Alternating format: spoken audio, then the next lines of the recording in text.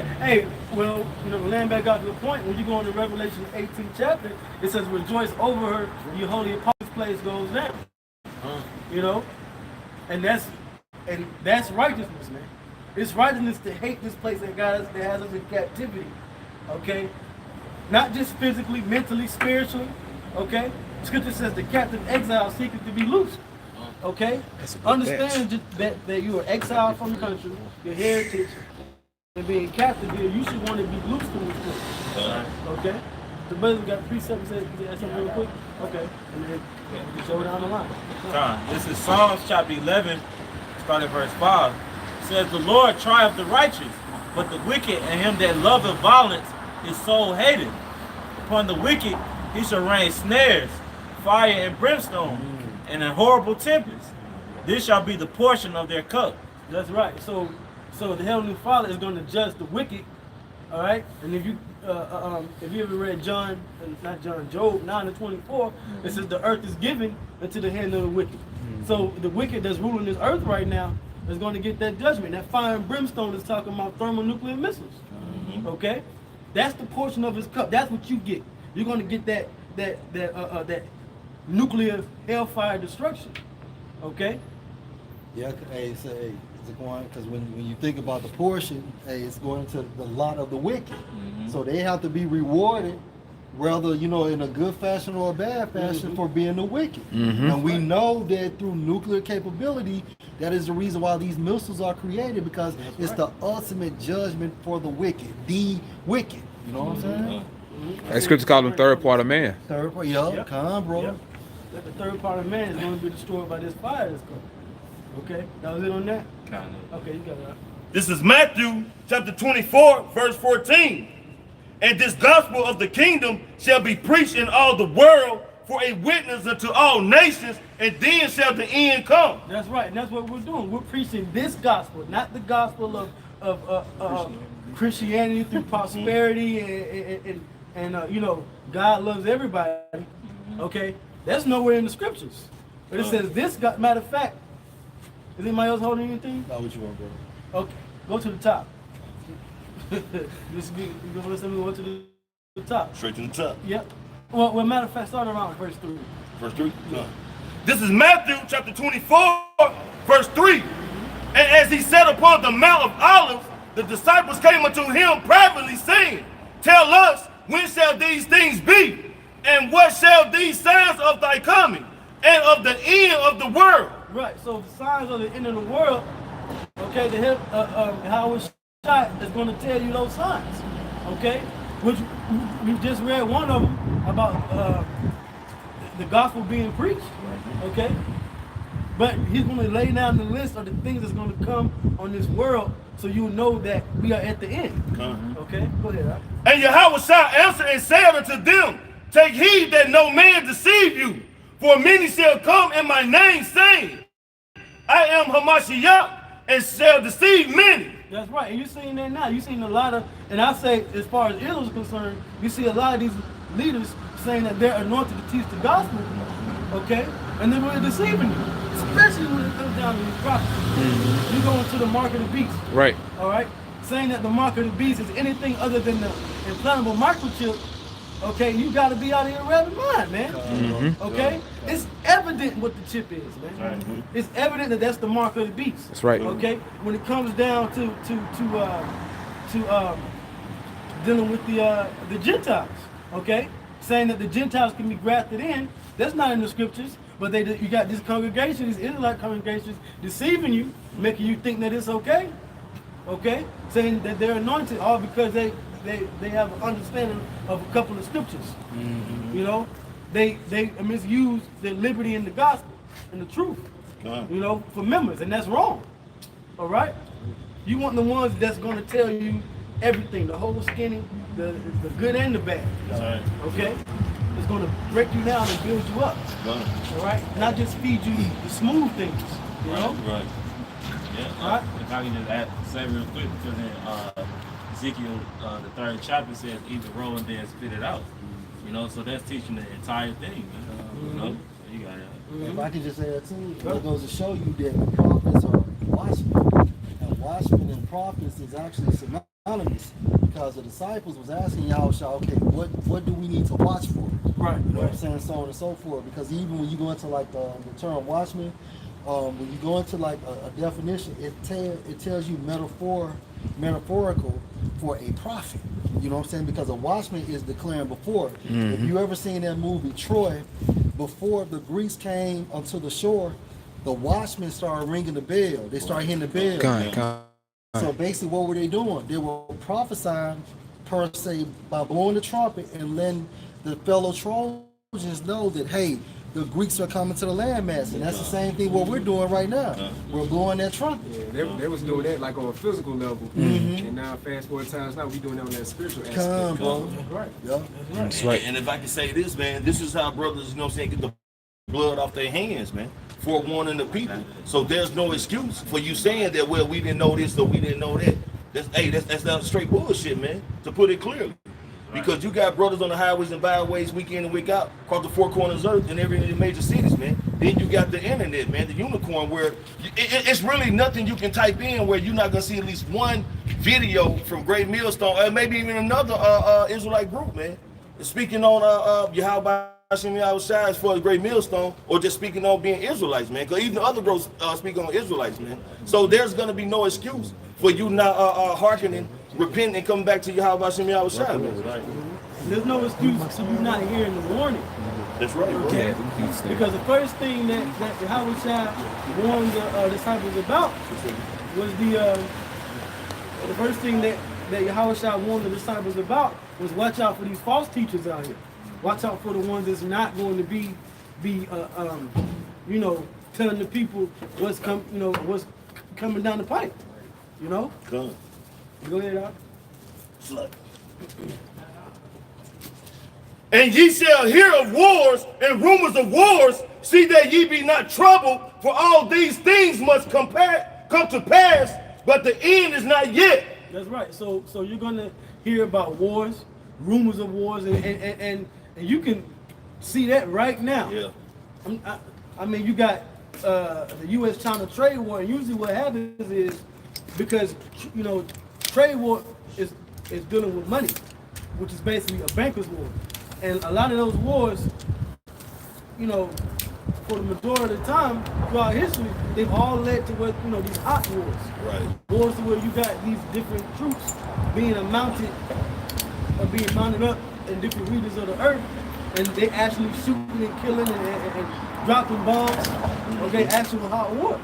Okay, so you hear about that war. You hear about the situation with Syria, Trump talking about pulling the troops out, but then Russia's talking about going in there with their troops to secure Syria.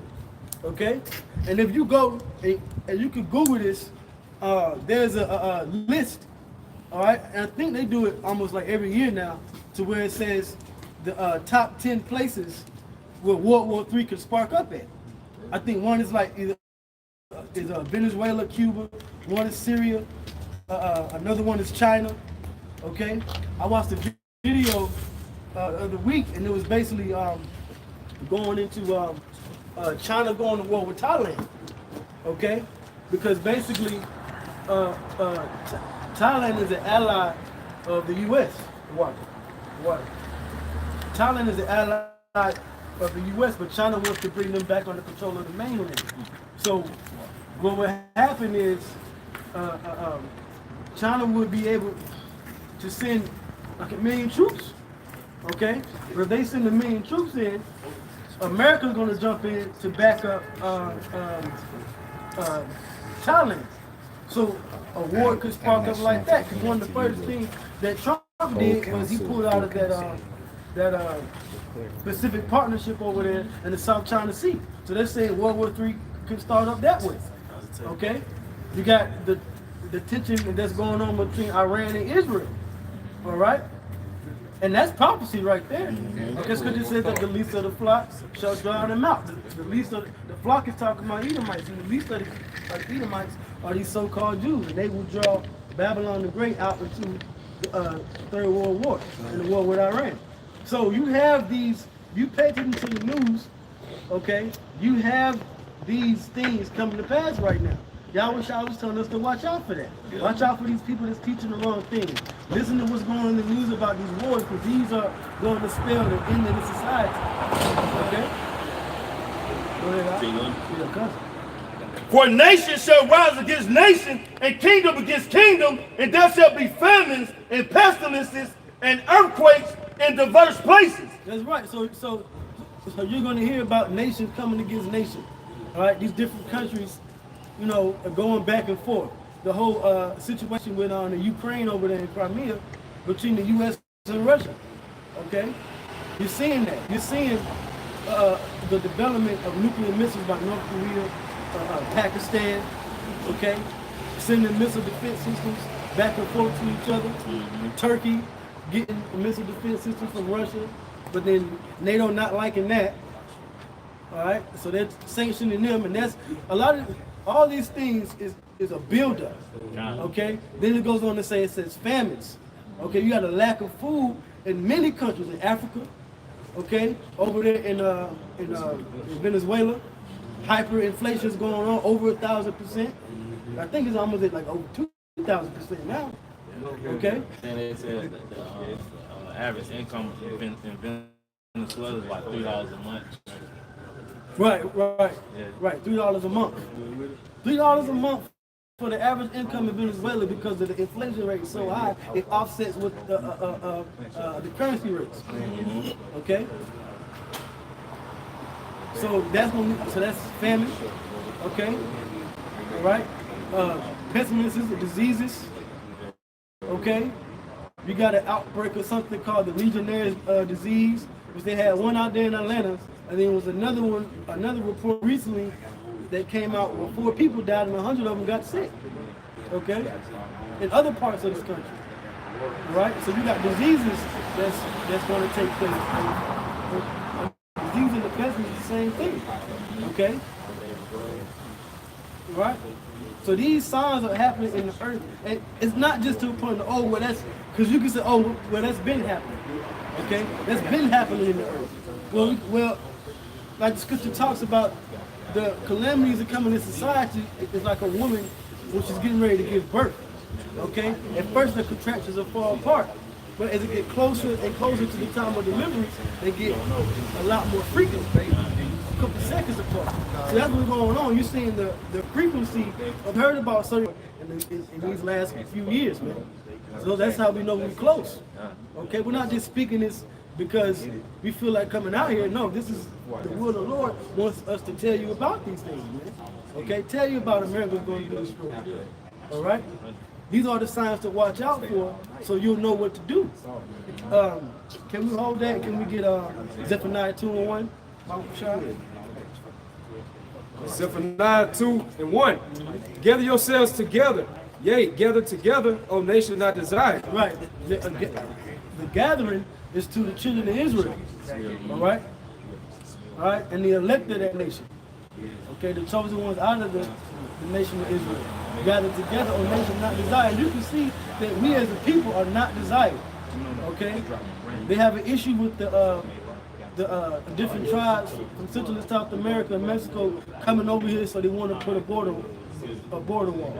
Okay? We have these different cop shootings that's happening amongst the so-called African Americans. Okay?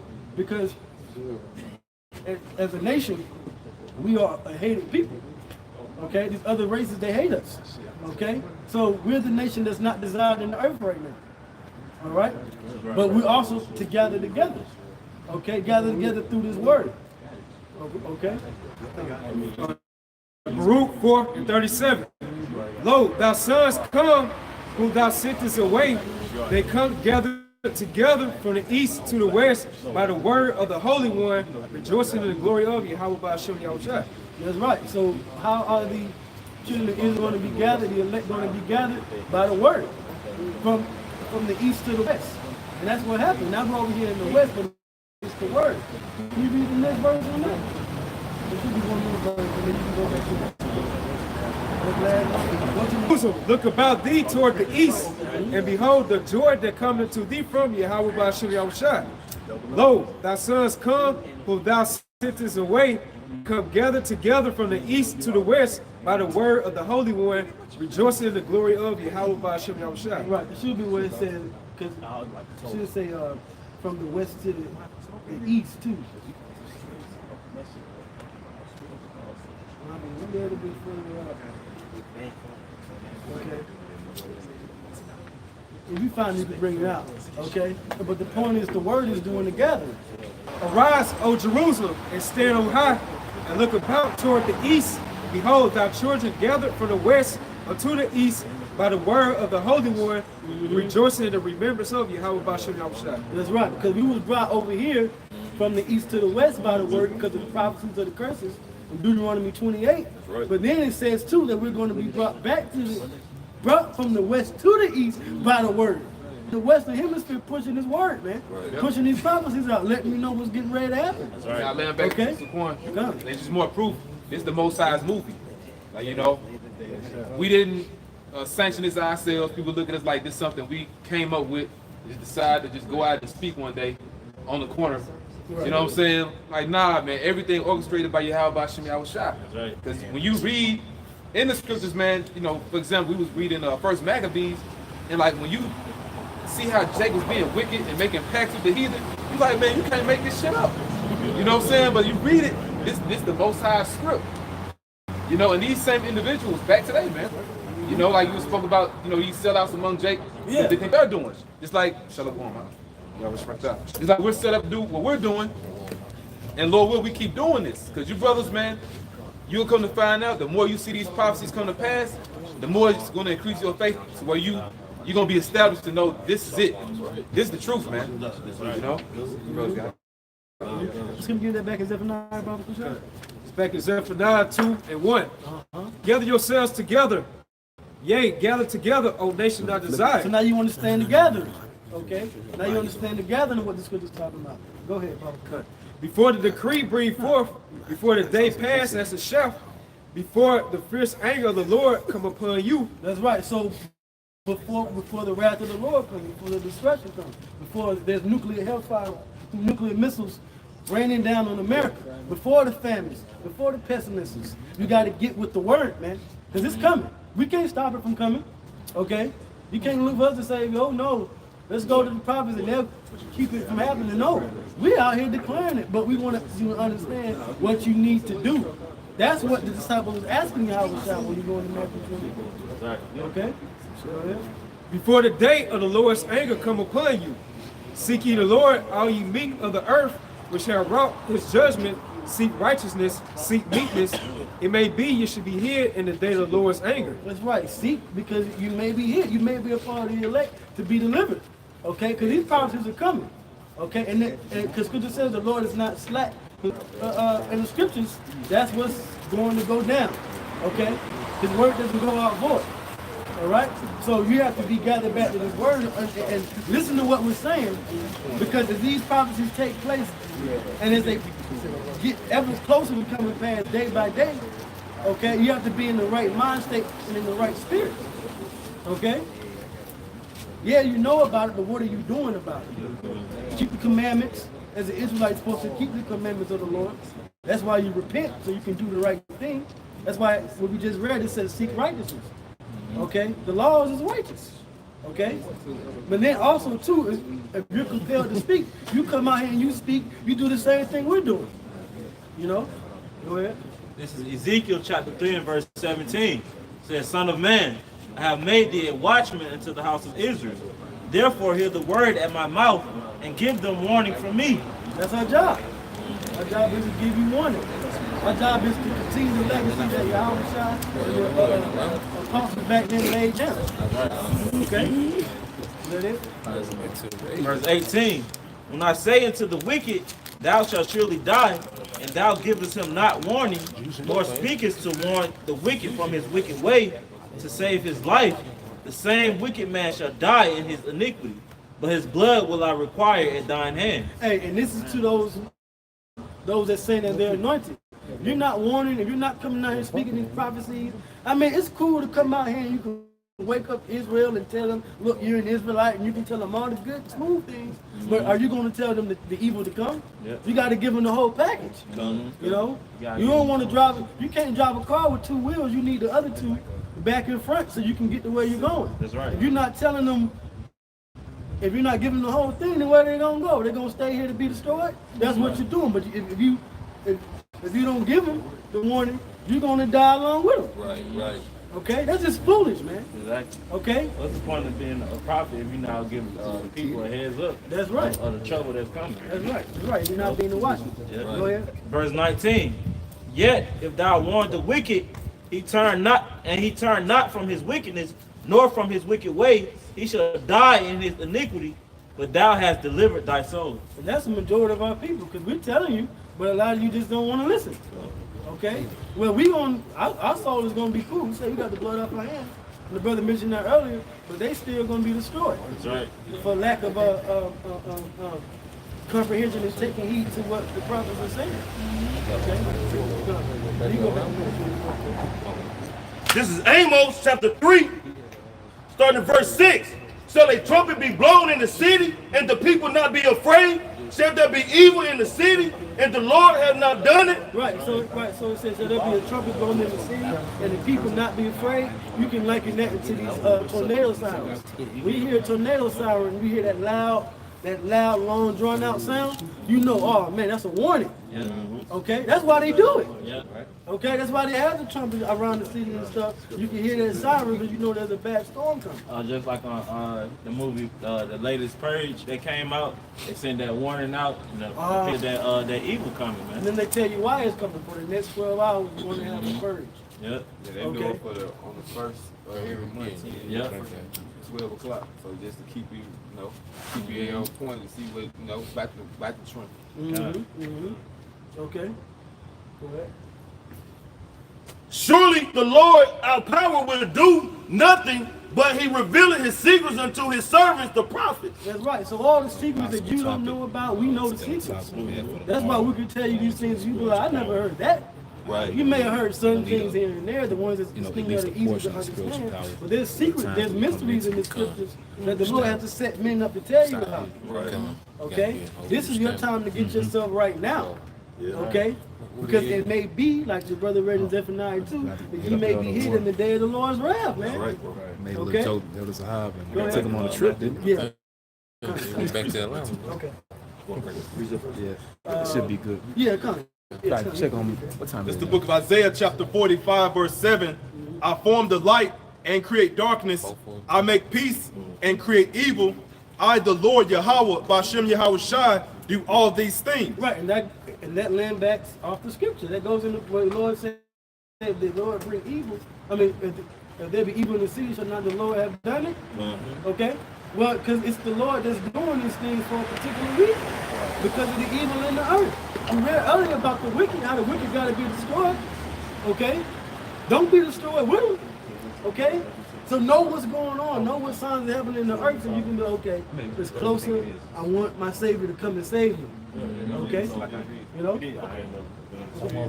Come. Hey, this is Ecclesiasticus 11-14. Prosperity and adversity, life and death, poverty and riches come of the Lord. That's right. That's all in the power of the Lord. So when you, it's everything, poverty, riches, good, evil, that all comes from the Heavenly Father. Prosperity, good health, disease. You know, disease, sickness, illness. Okay, the Lord is a perfect balance. Okay, because people attribute that to Satan. Oh, that's just the devil. Nah, that's the Lord. Right. He says the devil to do certain things to tempt you. Okay, because he's known as the tempter in the scriptures. Okay, but guess what? If you resist the tempter, all right, if you resist the devil and he flees, and you will lead yourself into the goodness of the Lord. You know, and that's what we're here telling you to do: flee the devil. All right, and the devil in the earth is Esau, the so-called white man. Flee his ways and his society and run into the Lord. Okay. And if I can just add, that's what makes the Most High the Most High. You know, because basically, if you have a nemesis, you know what I'm saying, and basically You're saying, well, it's the will of the devil. This is the will of the devil. Well, how can the Most High be the Most High? Because when you go into that term Most High, it means he's in an inclined position or an exalted estate. So that's what makes the Most High, because he has total control over everything. Everything that transpires in the world, okay, the Most High is behind it. You know, that is the reason why we deem him that title, the Most High, although his name is Yahweh. You know, And that's what the churches and the people don't understand though. They don't understand Yahweh Shai. They don't understand at all. They don't understand. They go to church. They all say God wouldn't do that because they don't know him. but see, they don't know the stats. They don't know the stats of Yahweh. They don't know the stats of Yahweh Shah. But then when you ask where Kobe Bryant is from, where Michael Jordan is from, you know, where did Floyd Mayweather, when did he drop out of school, or do he have a diploma? You can give all those stats, but when it comes to Yahweh and Yahweh Shai, well, we didn't know he was black. It don't matter. Right. You know what I'm saying? You know, Jay be knowing high school prospects. high school prospect. Right. You know, everything is set for the Lord. And then when we tell you about the Lord out of the Lord's book, you say, nah, you don't believe it. You know? But hey, we told you so. That's right. Okay, the big I told you so was coming. Hey, can I make a point, brother? Yeah, hey. Because this right here, this is the Most High speaking, man. Part of the script wasn't for you to be converted in here. You know, part of the script was, I warned you. And what you see throughout the world, these different camps, somebody get Matthew 24:13, what you see throughout the world, all these camps, is not us, man. It's the mouth of the Most High. It's the spirit of the Most High, man. All right, you're being warned, man. Because there's about to be a great chain of events that's going to change the spirit of the earth, man. Because although brothers catch hell and we be all tense, sometimes you uptight, we in heaven right now, man. All right, you get to go through a drive-through, get a smoothie. All right, it's a sense of peace when you make it to the house. All right, it's the atmosphere, the energy is about to change, man. Because it's going to be very depressing, because this is a system that you relied on for over 100 years now. This convenience is going to be down, man. All right, so it's going to be death, and and the police are not going to answer all these calls, man. All right, that's why if you saw the movie The Joker, I don't know brothers on the movie Joker. Joker was basically an embodiment of the dark side of humans. He was an embodiment of what happens to people when you take the government away. It's that dark, demonic, do what I want to do spirit, man. Everybody has it in them, man. All right? So we're warning you before all hells break loose, man.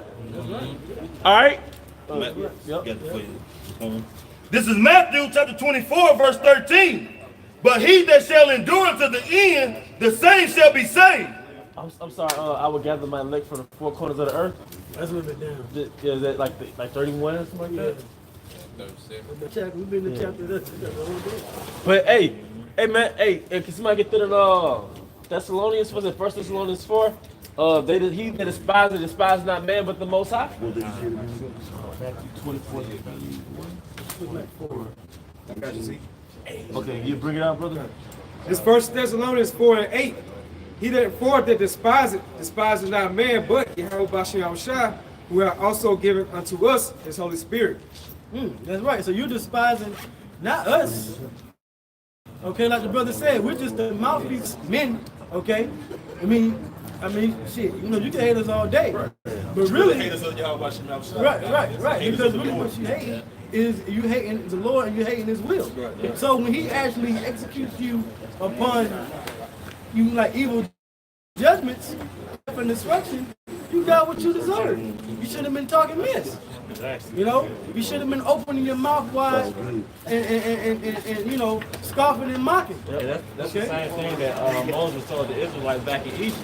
And they was murmuring against Moses. Moses said, y'all not murmuring against me, you talking against the Most High. It's the same thing. That's how you know that the same wicked and evil niggas that was back in Egypt is back to this very day. Yep, this that generation. Yep. It's Mark 24. Mark 13 to 26. Same generation that's been, you know, finally coming. We went over the famine, the pestilence, the diseases is coming, the war. Okay, all of these things are like to you know, Spirit. that time coming. Yep. Okay? All right? But if you don't prepare yourself mentally and spiritually, you're going to be left out here. Okay? Because there's going to come a time when this word is not going to be here, man. Okay? You got that scripture you want to do? This is Mark chapter 13, verse 27. And then shall he send his angels and shall gather together his elect from the four winds from the uttermost part. Already has his elect written off as to who's going to get saved, man. But we're out here as the mouthpiece of the Most High. That's right. You watch the movie 300, you hit the messenger approaching Leonidas. All right, the messenger was the ambassador of the king. That's right. When the king came into power, the king sent ambassador. This is actually historical. You can go into the account of Judith, and it'll show you that when the king came into power, all right, he sent ambassadors throughout the world to talk to other kings. And giving them a chance to either be in allegiance with us or die. All right? And you watch the movie 300, okay? And the messenger, the ambassador of the king, the mouthpiece of the king, approached Leonidas. And then Leonidas got mad, and the ambassador's like, you're not supposed to touch the messenger. All right? But really, he was right. Because the messenger is the mouthpiece of the king. But guess what? Leonidas kicked him in the hole. He made him example. Yeah. He made him example. He said, this is Sparta, and kicked him in the pit. But you know what though? You know what though? That was basically saying F you to the king, right? On the flip side, that's the same thing with us, man. All the times brothers think got into fights at camp, people that throw eggs at camp, people throwing water bottles, people that throwing rocks, all right, people that snuff brothers, push them in the nose, all right, brothers, pull guns on them. Yeah. You did that to the ambassador of the Most High. Yes. So what you think the Most High gonna do to you? Visit you? Yeah, you had the brothers out in San Francisco last weekend. You know, the Jake came out there with all kind of animosity on his chest and pulled out the gun. You know, but like you say, that's all a part of the story. You know, it's written at the end of the day, hey, the elect gonna stand 10 toes, man. You know, through it all. Hey, and the prophet said that they were commended, those that stood so stiffly for the name of the Lord. You know, you know, because hey, look, man, when we out here doing this work and we're out here doing this is divine intervention in your life. That's right. This is divine. We are intervening in your day-to-day 9 to 5. You know, good day America. You know, good night America. Your lifestyle here. Yeah. You know. You're every day, get up, go to work, go to school, come home, cook, eat, sleep. That whole lifestyle, we're intervening in that life right now to give you the will of the Heavenly Father. So guess what? So you Israelites will have a fighting chance, man. Yeah. So you have a chance. We're here to give you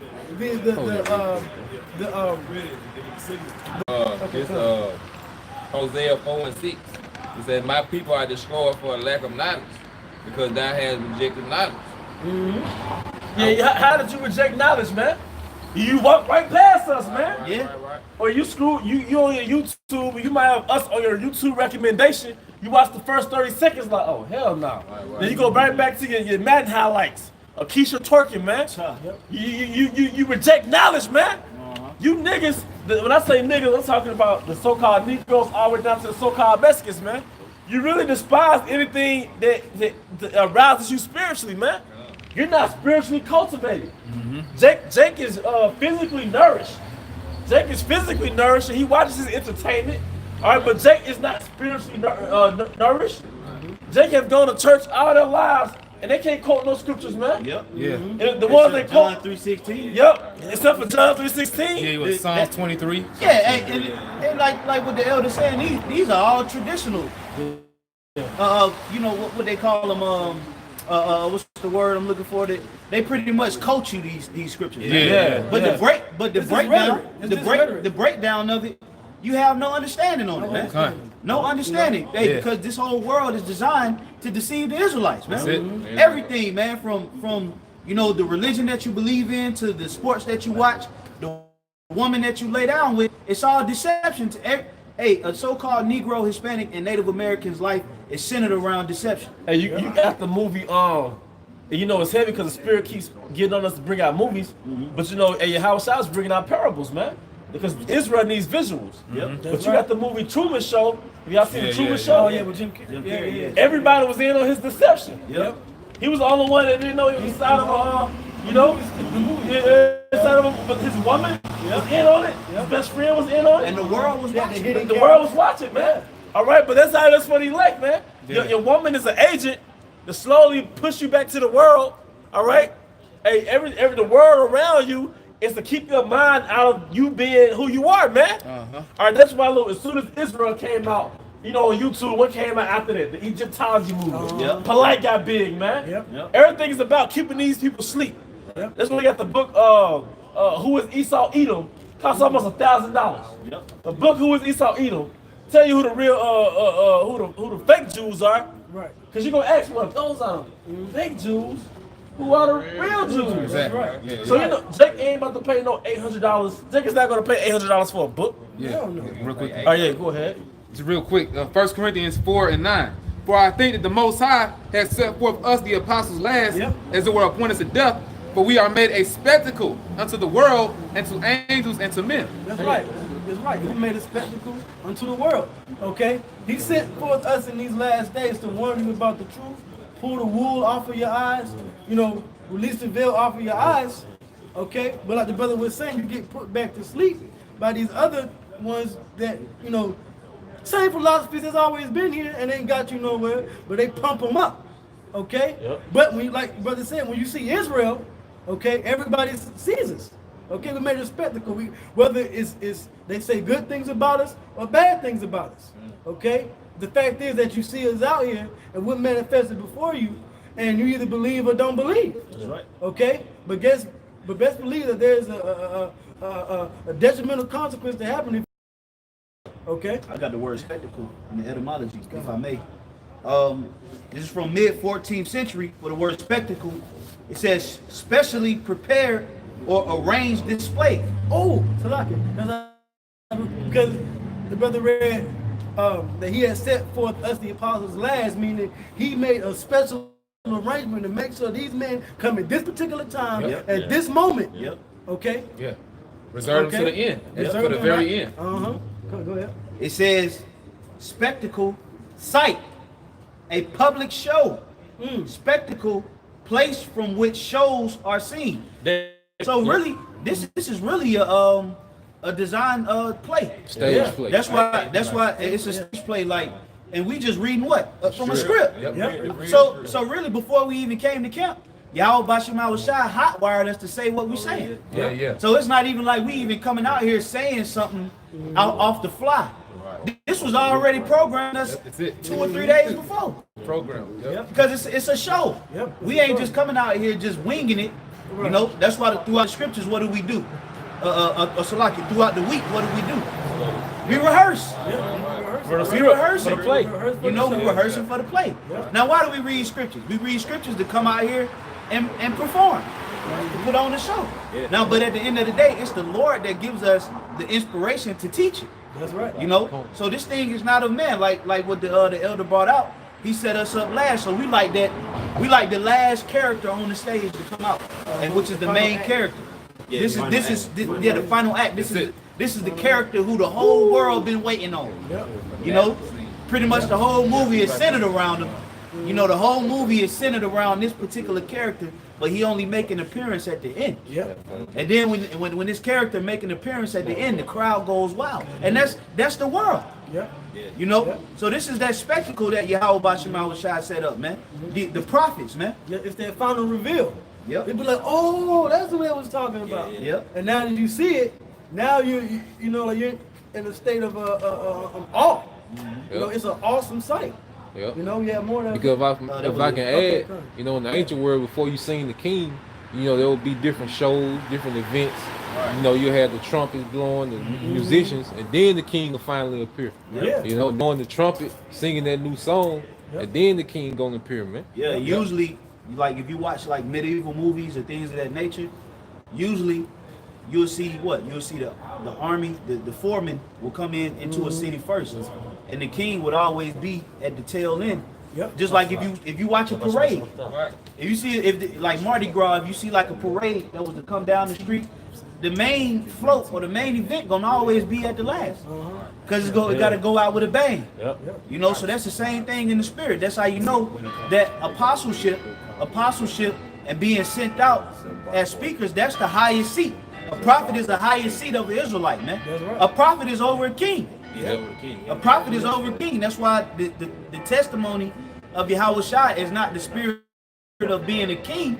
The testimony of Yahushua is the spirit of prophecy. Yeah. And when Yahushua said, if this were of my kingdom, then will my servants fight.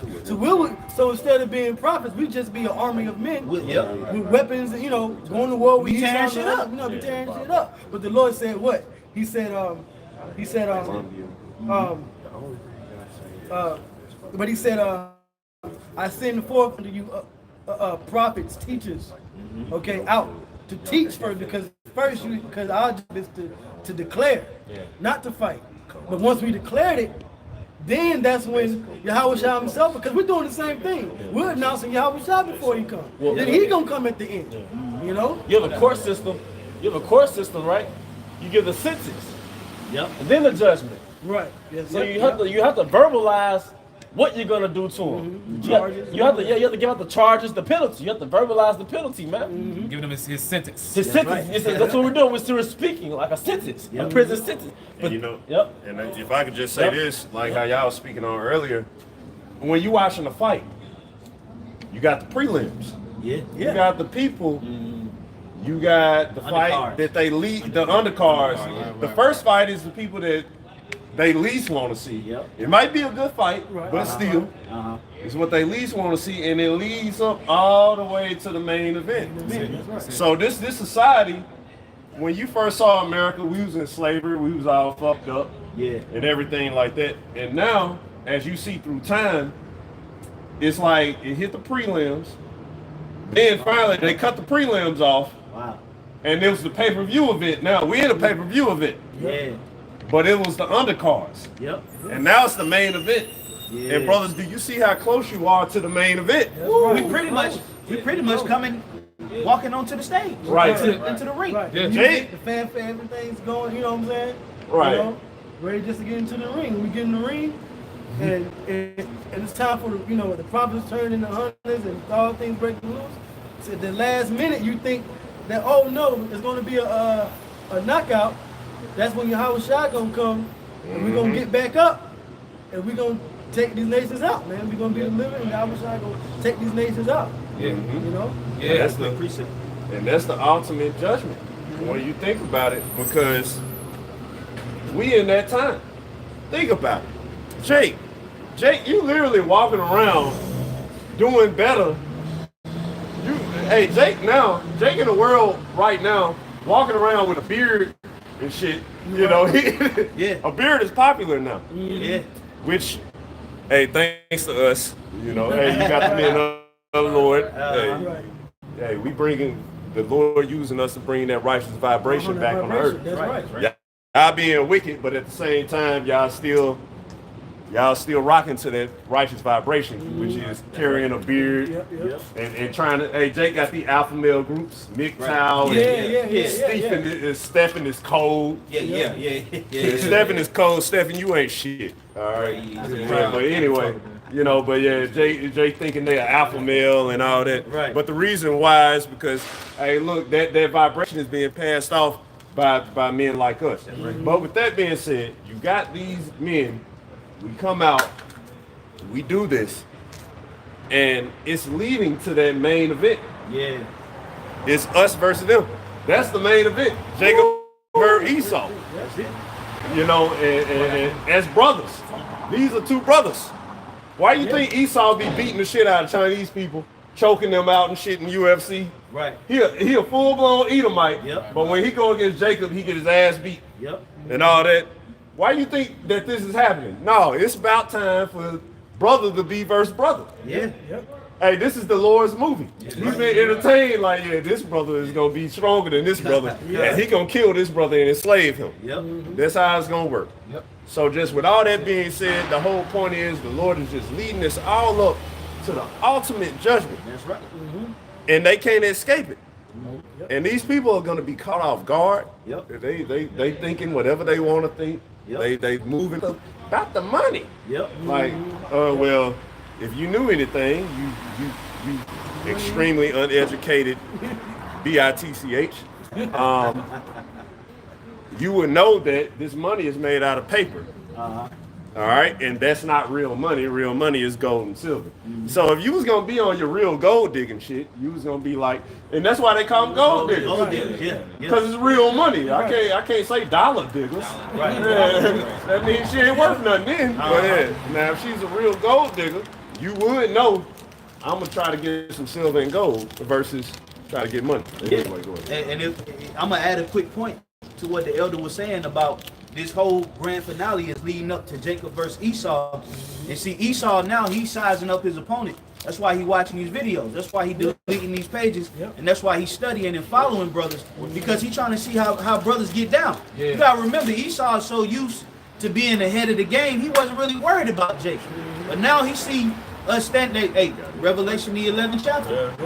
And he stood on his feet, and great fear fell on them which saw him, because they seeing us hitting that bag.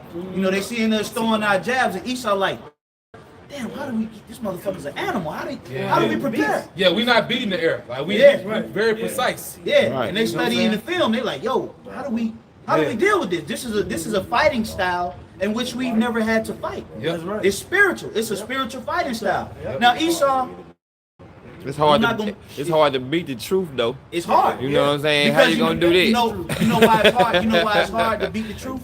Because it's invisible. You can't say the truth is over there around the corner. You know? You can't really see the truth. You can't. It ain't tangible. Right. You can't put your hands on it. So how do you fight? How do you prepare for spiritual powers when you don't even know what kind of spiritual powers they gonna have? How can you fight something you can't see? You can't study. That's why Esau is having a hard time trying to figure out what to do with the Israelites, man, because he's never had to come up against a spiritual force. He's went up against militaries and armies. He's invaded lands and took territories and conquered certain areas, and through colonialism.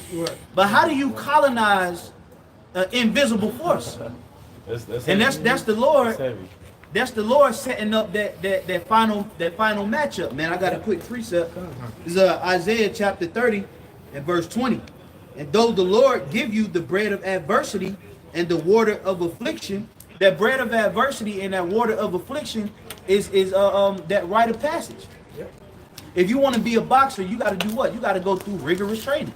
Right. You know, that's that bread. That's that water of affliction. Your ass get hitting them abs. You know, doing 2-3 hour workouts, and they say boxing workouts is the most strenuous workouts out of any platform, man. You know, and the Lord is taking us through that to prepare for that final matchup, man. All right. It says, "Yet shall see thy teachers." Yeah, because for a while you didn't know it said he would scatter Israel into corners. And we're literally in the four corners of the earth, but now we have the platform to speak, man. So now you see us. Going back to what you said, they stood up on their feet and great fear. How else could that be fulfilled? So scripture say, now go ahead. Well, so like I just gonna say, where the Lord scattered us in the corners, but the Lord is gathering us out of the corners. That's it. Well, if you look at a boxing match, the corner is the most vulnerable spot in the ring. If he got you in the corner, you can't maneuver. You can't. Only thing you can do is bob and weave. You know, that's the only thing you can really do and try to fight your way out of it. That's why the scriptures say we're not going to be removed into that corner. Because if you in the corner, you pretty much trapped. Right. You limited. You can't utilize footwork. You can't. Only thing you can do is just play the corner, bob and weave. But now we out the corner, man. Get ready to land that crushing blow. Like you said, that proves divine intervention. You know? And they proved that this the house of David. You know, because all these generations, you know, you had Jake, you know, try to be peaceful with Esau, try to coexist with him. Even during the Maccabean period, you know, certain generals will try to make a covenant, you know, they accept it. You know, and sometimes they got them killed. But see, we coming to the time now where the Lord putting the spirit on us. We're not gonna have mercy on Esau in this last time, man. And Jake be trying to avoid, Jake just be trying to chill, you know. Esau do his thing over here, we gonna do our thing over there. But Esau gonna always come in and infiltrate, you know, and always try to destroy Jake. So the Lord taking that spirit of trying to have peace with these devils, all right, trying to have a covenant with these devils, you know. It's gonna be the spirit of no mercy, man. That house of David going back to David and Joab, man. Right. They're trying to be peaceful way of life. That don't work, man. They've been trying that's that civil rights. Yeah. To be civil, you know what I'm saying, to be civilized and try to live amongst them. That's been, you know, being established for the last, 50, 60 years. And you see where it has led to at this point. We are still in a position of disenfranchisement, downtrodden. Now you got the internet. Now you can go on Wallstar and see the folly, you know, of our people. Right. You know? And broadcast. So, yeah, you know, it's being broadcasted all over. So there's no coexisting with these people in a nice way. You know what you have to do? We have to fight out of this corner. It's going to take us coming to blows with this devil, man. It's the only you know way. what I'm saying? Yep. And we doing it, you know, and we fighting spiritually because first we're voicing it. We're voicing it, we're telling you this and that, and the Lord's going to do this, and the Lord's going to do that. And when Esau can't take it no more like he usually does, the weak being that he is, he's going to try to get carnal, and then even the Lord is going to have something for that. Hey, brother, You know? can I please say this? See, everything, the Lord, everybody always talks about, especially in America, we're all equal. The man is equal, the woman is equal, the race is equal, the nationality is equal. But no, the Lord didn't create it that way. Right. Like, when you go to the jungle, it's a reason the lion is called the king of the jungle. Absolutely. All right, because when the lion come around, who hunt the lion? Who you know in the jungle hunts the lion? Right. Nobody. Nobody. But the lion hunt anything it want to hunt in the lion. The lion will be tackling a giraffe. If the elephant weak, you got like four, and these women lionesses jumping on the elephant, over, and the elephant just moaning over there, falling to the ground. So now you got Jake. It's no way possible for you to be at peace with somebody you stronger than. Right. When you see an Edomite woman, Jake, don't lie through that camera, all right? Now, don't lie. When you see an Edomite woman, you already know within your head, oh yeah, I am going to destroy this. Yeah. This is no way possible that she will ever go back. Right. You know, why? Why? Because you're the dominant nation. Yep. You look at everybody else and you be like, well, run faster than me. Yeah. Stronger than me. Fight better than me. Let's fight then. Let's see how that works. Yep. The reason you like that, Jake, is because you're dominant. Gods. You're God. Yeah. And Jake be amongst Esau, like, I know I could whoop his ass. I know I could jump higher than him, be stronger than him, do whatever's better than him. But meanwhile, you want to be equal with this nigga? That don't even make sense. It don't make sense. Like, even in your mind, you know you're not equal. You're like, I'm better than him at everything, but at the same time, I just want to play a fair game. And because Jake not intimidated by his blessing. Right. Yep. You know, that's what it is. You know, I just wanted to make that point. Yeah, Yeah, that's true. You see an actual lion, all right, but you shoot off a shotgun, not by that lion. Lion gonna be like, oh, yeah. But like man for lion, you know, or you know, He ain't worried about the yeah. nigga. And like you said, and it's the law of man. Jacob doesn't.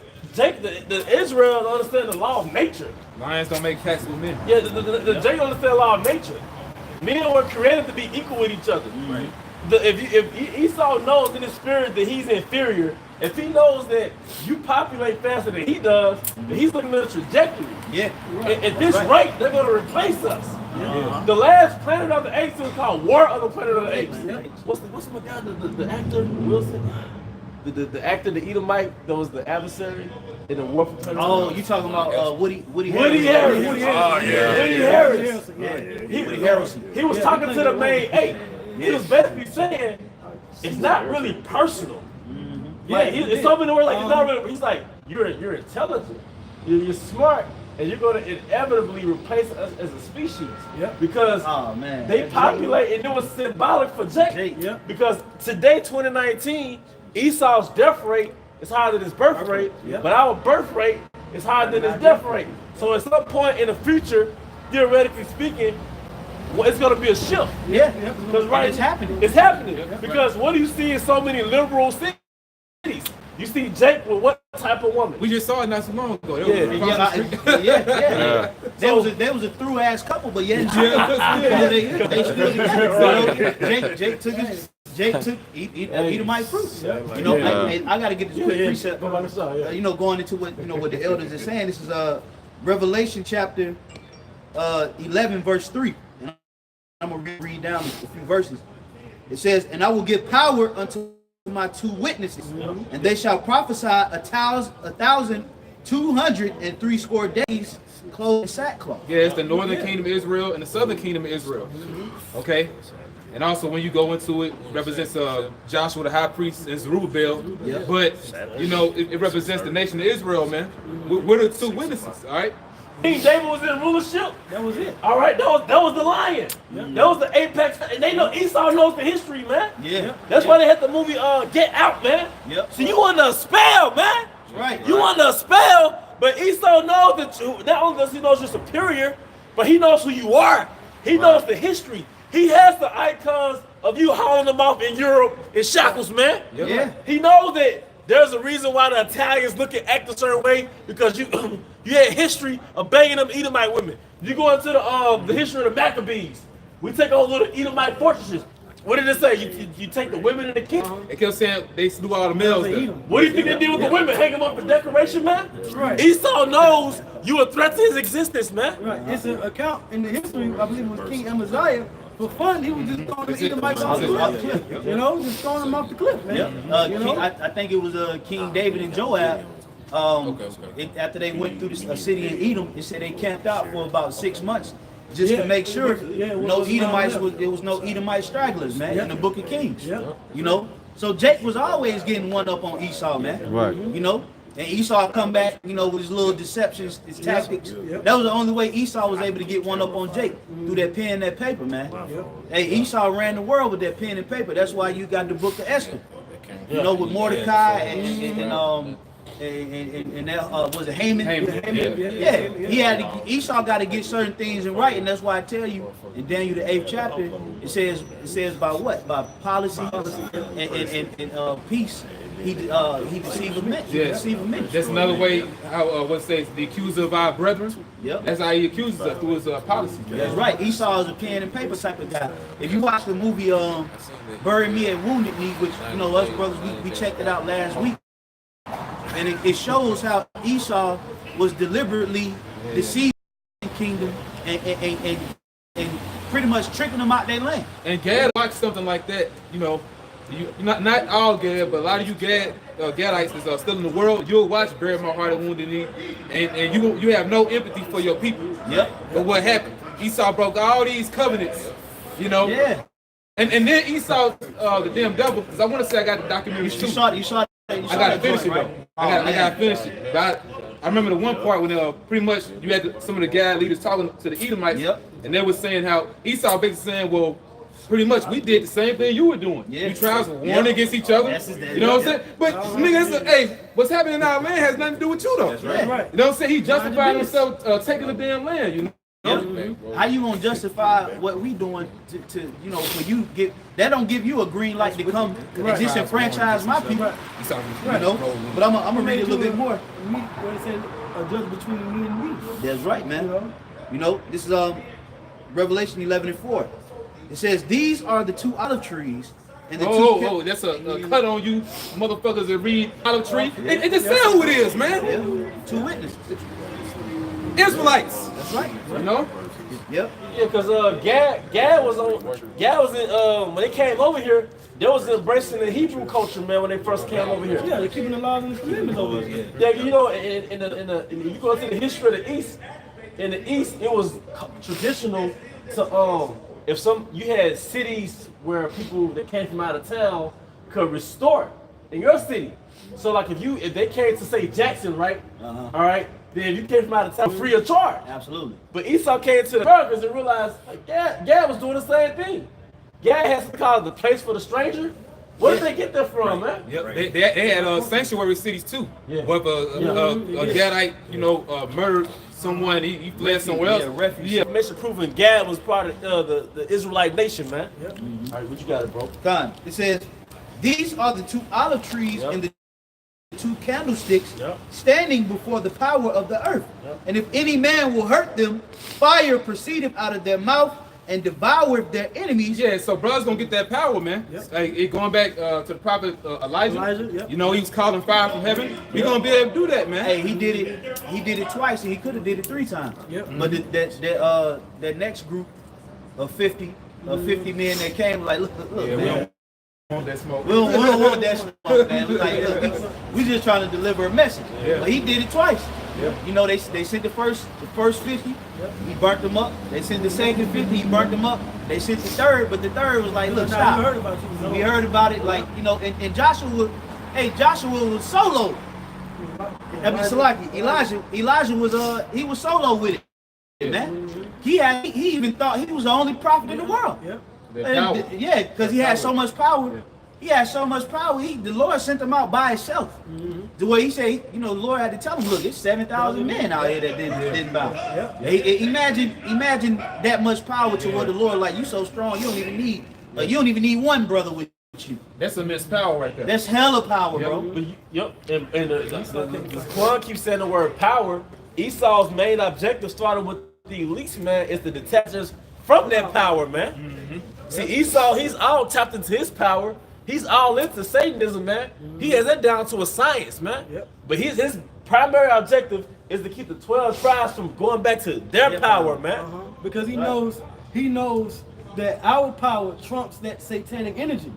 Because if we're connected back to our power, well, guess what? Our power is in control of the satanic energy. So all they gotta do is remove Satan out the way. Esau, you done. Get rid of his power. Shoot. Man, them demons are gonna turn on Esau. I think going to that in the book of Judith. I think it was a king that said, Achior. basically keep us going off. We could basically rule over them. Once Jake come back to their righteousness, they gonna get that power and it's a wrap, man. And that was the theme of the scriptures. Oh, they deviated from the Most High. Let's get them. Because you had this thing in Warren Buffett. The guy was talking about Warren Buffett, and he was investing in the cities of Detroit, the houses in Detroit. Somebody was asking him, why are you investing in Detroit houses? It's dead. He was like, the vultures come where death is. When there's death, the vultures come. So it's like an opportunity. So where Esau is deviated from the Most High, that's when the enemy comes, man. And the enemy knew it, man. All right. I'm gonna go back to this. Where the carcass is there, so the eagles together. I'm gonna go back to this Revelation 11. Because this is a good chapter to read, man. Hey, and if I can say this, a lot of you Jakes, you don't believe. See, you look at what we saying and you think it's a fairy tale. But you know what? Back in the 1800s, y'all thought making a camera was a fairy tale. Y'all thought stoplights, there ain't no way somebody can do that. Right. Talk to somebody from across the world. Right. And now you're doing it. You thought a plane was a fairy tale. Man flying was a big thing, like himself. Then under him, his son, our big brother, our Lord, our King, Yahweh Shai, doing all these things that he said he gonna do. He came on the scene and committed so many miracles that it said you can't even fit it in books. No matter how many books that you make, you can't even equate the amount of miracles that he showed these people. But when you think of it, like, wait a minute. He did all these miracles. And Jake still told him he wasn't shit. Right. And then Pontius Pilate still was like, hey, look, I'm the man around here, buddy. I can call some Roman soldiers. They'll come here and fuck you up. And the Lord looking at him like, hey, I could call legions from heaven. Right. Thousands on thousands and thousands, because legion really, 12,000? 12,000. So he said, I called an unlimited amount of legions from heaven, because really a legion is 12,000. but one can destroy the whole earth. One angel killed 185,000 Syrians. One angel. One angel. So It's over. 12,000 of them. Right. That's overkill, but an unlimited amount. Saying how bad this could get right here. Right. That's why I said if this was my kingdom, then would my servants fight? He'll bring the whole spirit world down here. Yeah. Right. Yeah. Because the whole spirit were his servants, not just the men on earth. Yeah. Michael, like you go to Michael, the 12, when you go to Revelation 12 chapter. Yeah, right? he's You know? called our Inside prince. too? Yep. Because it say Yahweh Shai I know, Paul I know, you know, so he's in control of the left hand side. Them demons fear Yahweh Shai. It's like it's not our time yet. So he, like I say, them demons, the whole look, man. Esau, you don't know what you're getting yourself into. Right, and they look at us crazy because we believe that this will happen. Right. Yeah. Like, no, really, you crazy for not believing that this can happen. That's right. Yep.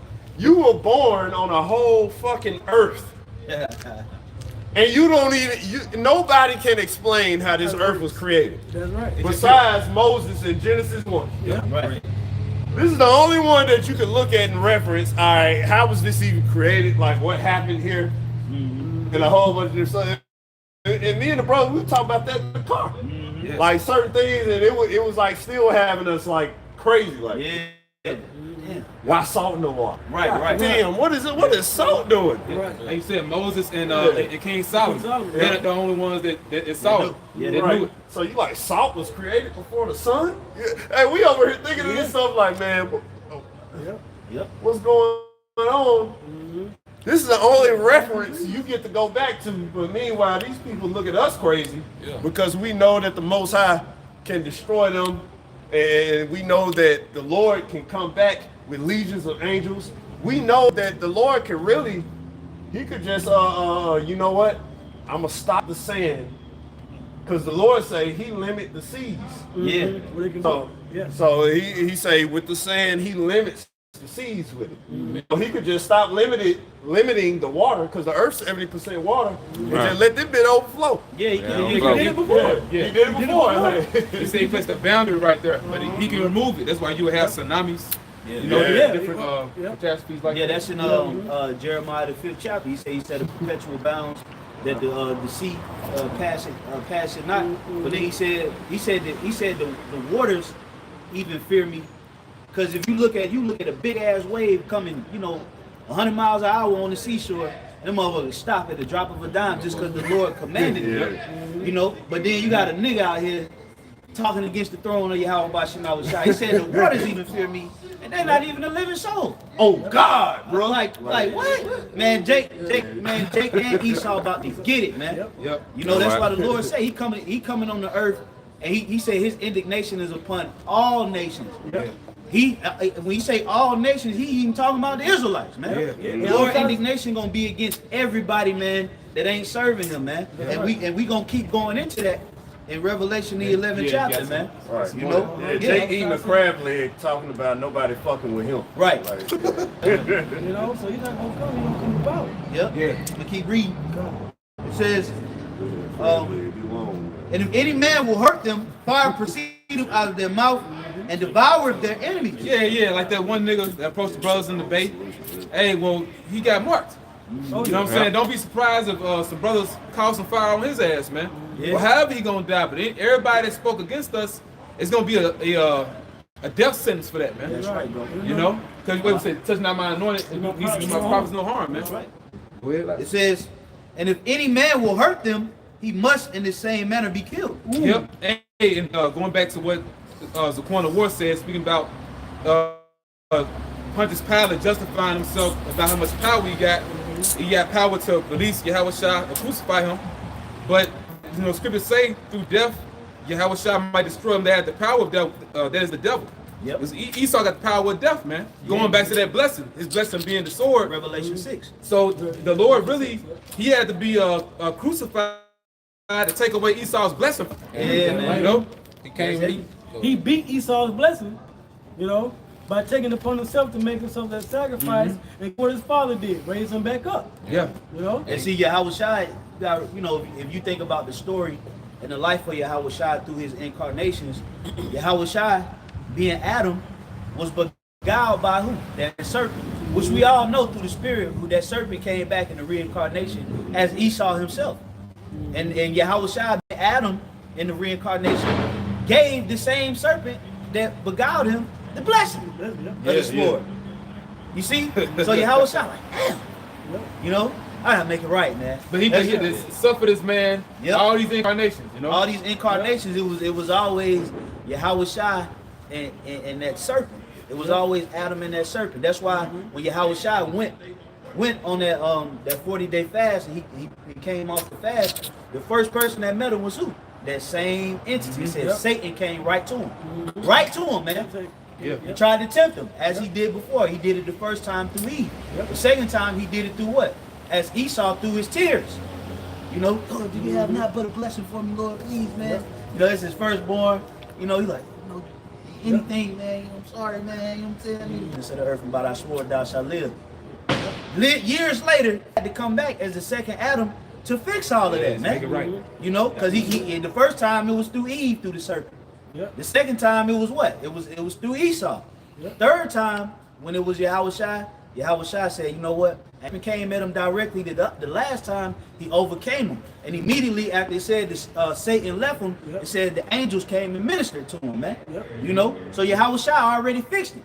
Now it's just up to the elect to follow in them footsteps, so we can defeat this motherfucker, man. Right. And it's only right. You know? It's only right that Yahweh Shai ultimately brings Esau down, because going back to Isaac, Jacob, and Esau, Yahweh Shai is Esau's father.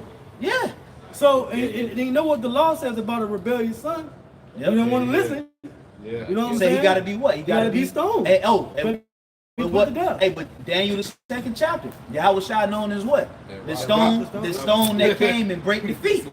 So he's gonna pretty much spiritually stone these motherfuckers. I got a real quick one. Hey, you got real quick. Hebrews chapter 11 and verse 20. By faith, Isaac blessed Jacob and Esau concerning things to come.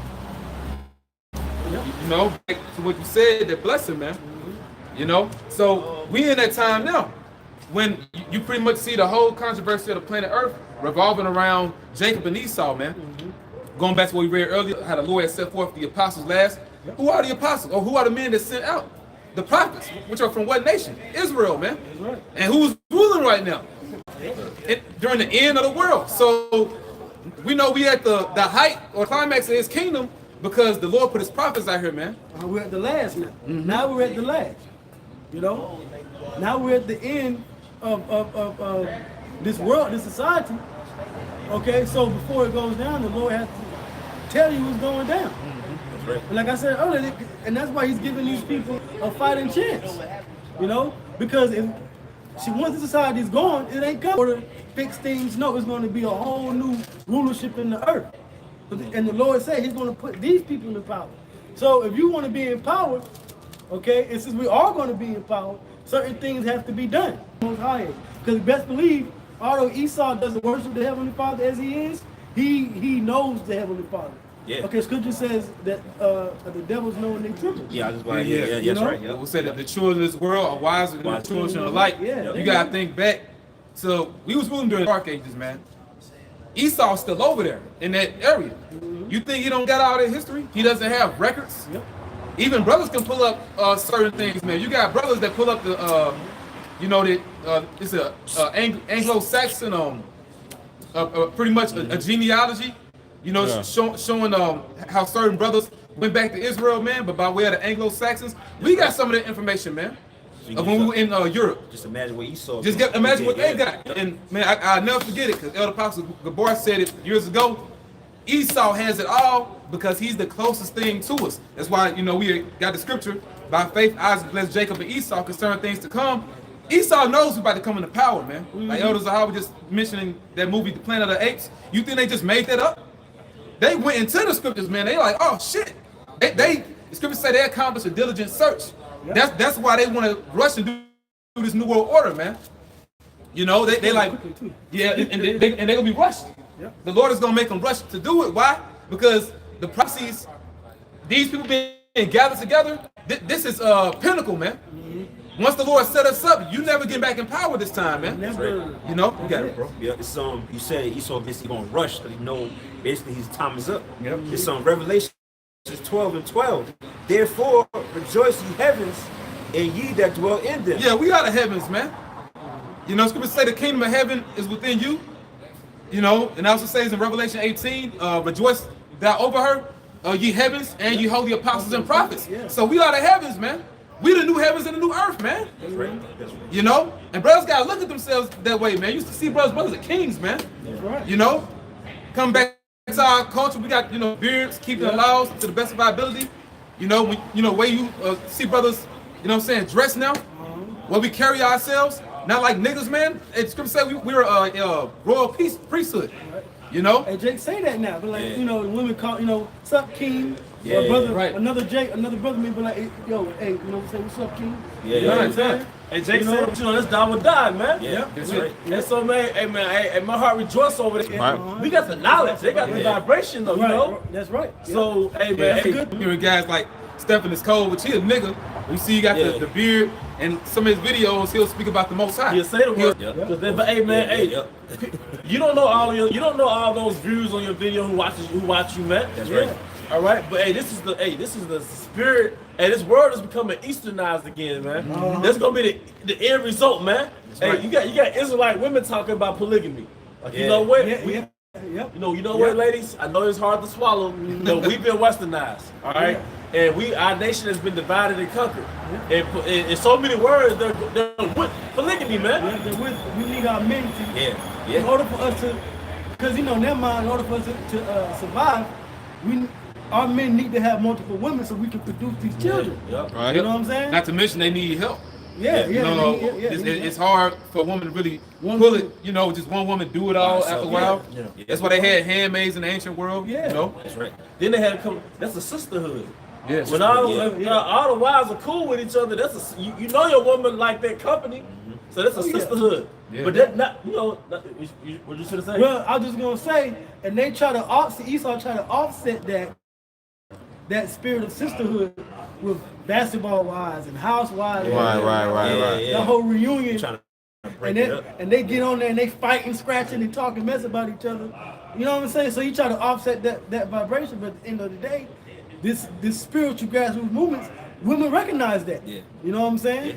You know, that's just the spirit of these things. Esau can try to do what he want to do, but at the end of the day, it's happening, man. It's going back to the You know, truth. Was it first Esdras 4? The thing that was strongest? Yep. You know? Truth is above right. all. The truth is above all. That's right. You got it right. I'm gonna start it back. It's Revelations 12:12. Therefore rejoice ye heavens, and ye that dwell in them. Yeah, man. Something that Zaquan Yashawamba had said, you know, a couple weeks ago. We need to start rejoicing more, because you know we're in a lot of situations, whether it's things that's affecting us, you know, with us coming out the world. You know what I'm saying? Different things that brothers have to experience now, and these different life circumstances that brothers in is messed up. But then you know the end game. These people don't know the end game. So rejoice ye heavens, man. The time we coming into, which Esau always, but that's the most sane person you could be. That's a man that's in this truth, because the average person, they're gonna bug out. And it's the transition of kingdoms. Yeah, it's translated. Death and destruction is your kingdom going down. Esau, and even if our 2/3 is already written, they're gonna die. Yeah. Because they're cleaving to Egypt. They gotta be sacrificed. You going back to the time of Egypt, they didn't have their blood on that post, man. Yeah. The lamb's blood, man. So we put the lamb's blood on the post through the spirit, man. So that's why we gonna land, because we know that that's your judgment. But it's also written that them 2/3 gonna come right back. It ain't written that for Esau. Okay. Yeah, you're not written in the book of life at all. You know, it's not gonna take long for us to bring Jake back, but you're gonna be erased, Esau. Rappers are becoming health conscious. Who would have known these hardcore rappers are damn vegetarians? They got these workout regimens. Going alkaline. Conscious. They used to you know, be a nigga woman on social media burning sage and talking about stones. Yeah, now. where you get that from, man? And that's our spirit, man. That's right. See, Esau had the world.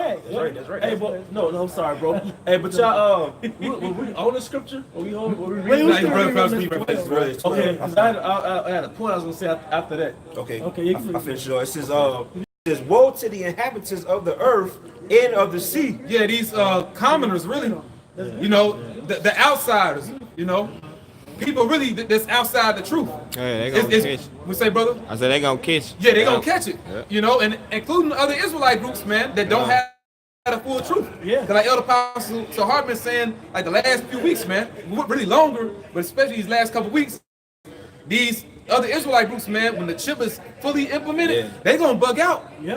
And most of them gonna take it, man. So really, that's woe unto them. You know? You got it. That's right.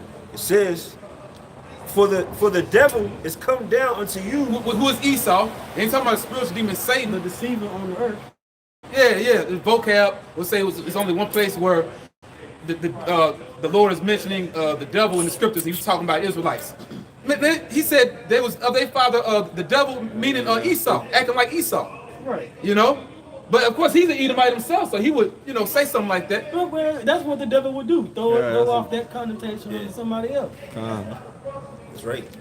It says, for the devil is come down unto you, having great wrath, because he knoweth that he have but a short time. Because he see us. You know? Where you want to go? Well, that's that martial law. Great wrath? Yeah. That's why they made 4 freaking movies called The Purge, man. Think about great wrath, man. Yeah, and they was targeting Israelites in that movie. Yeah, and I feel and Donald Trump's face fits that to me, man. Oh yeah. It's war against the 12 tribes, man. Deportation of the northern kingdom, man. Yeah. Incarceration of the southern and northern kingdom, man. Shoot, killing Jake on sight by these police officers, which can legally do so. You know, You die in the middle of the street in a popular city on live YouTube. Right. They going live watching your execution. Yeah. And nothing happens, man. No judgment, nothing, man. Hey man, and that shows you what world we live in. Yep, but somebody get 2nd Ezra 6 and 7, because you know y'all was talking about the stones and how the women are talking about the sage and all that. Transition. And you know, Jake over here saying brother. I don't like it. If you're in the workforce, you might be hearing Jake saying brother more, man. Yeah, you do. Yeah, I'm like, he called me brother. He must know what I do. Well, no, this is a different spirit now, man. Esau be trying to fight to get in. Esau try to call you brother. Like, man, that shit don't work when you do it, man. Right. It just ain't the same, man. Ain't the same, my friend. It ain't organic. It ain't organic, man. I got it. You got it. It is 2nd Ezra 6 and 7. Then answered I and said, what shall be the parting asunder of the times, or when shall be the end of the first and the beginning of it that followeth? Yep. And he said unto me, from Abraham unto Isaac, when Jacob and Esau were born of him, Jacob's hand held first the hill of Esau. For Esau is the end of the world, and Jacob is the beginning of it. A world is just a fashion of the rulership that's in power, man. That's right. So Esau had this world. It's a system of, of the society that's being, ran. Yep. That style, that going back to Maccabees, man. That was the reverse end of that. You went from being like the Hebrew world was invaded by that Hellenistic world. Right. So Jake started shaving the beards.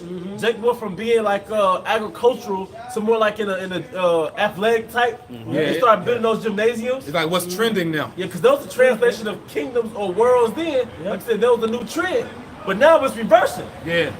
Now we're leaving that Greco-Roman lifestyle and going back to the Eastern way, man. Yeah, and it's all spiritual, man. Because also when you look at 2nd Ezra 6 and 7 and the Revised Standard Version, I think it was printed in 1885 or 1895. It was one of the two. But it says the beginning of a man is his hand and the end of a man is his heel, like your feet, because your feet is your foundation. Yep. Like, because we know we at the latter end of Esau. When you go back to the image that Nebuchadnezzar saw, speaking about the feet, you know, the 10 toes, probably iron and miry clay. Yeah.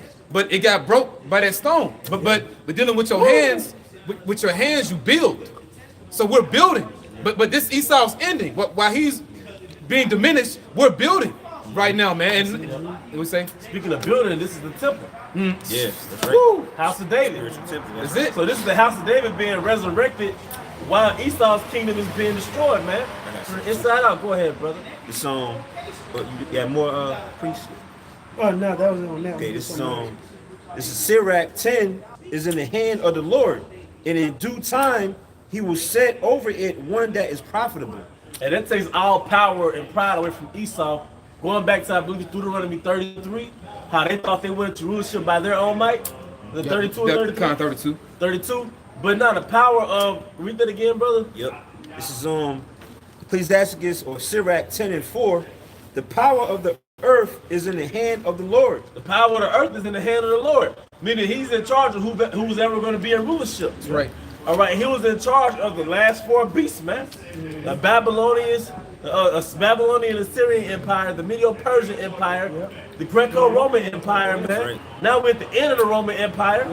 All right, that's the brutal power. Yeah. This is his age of empire. Yeah. Right. All right, because the earth is nothing but a chessboard to him, man. This is the Lord's matrix. Right. It's the Lord's matrix. And he's the architect.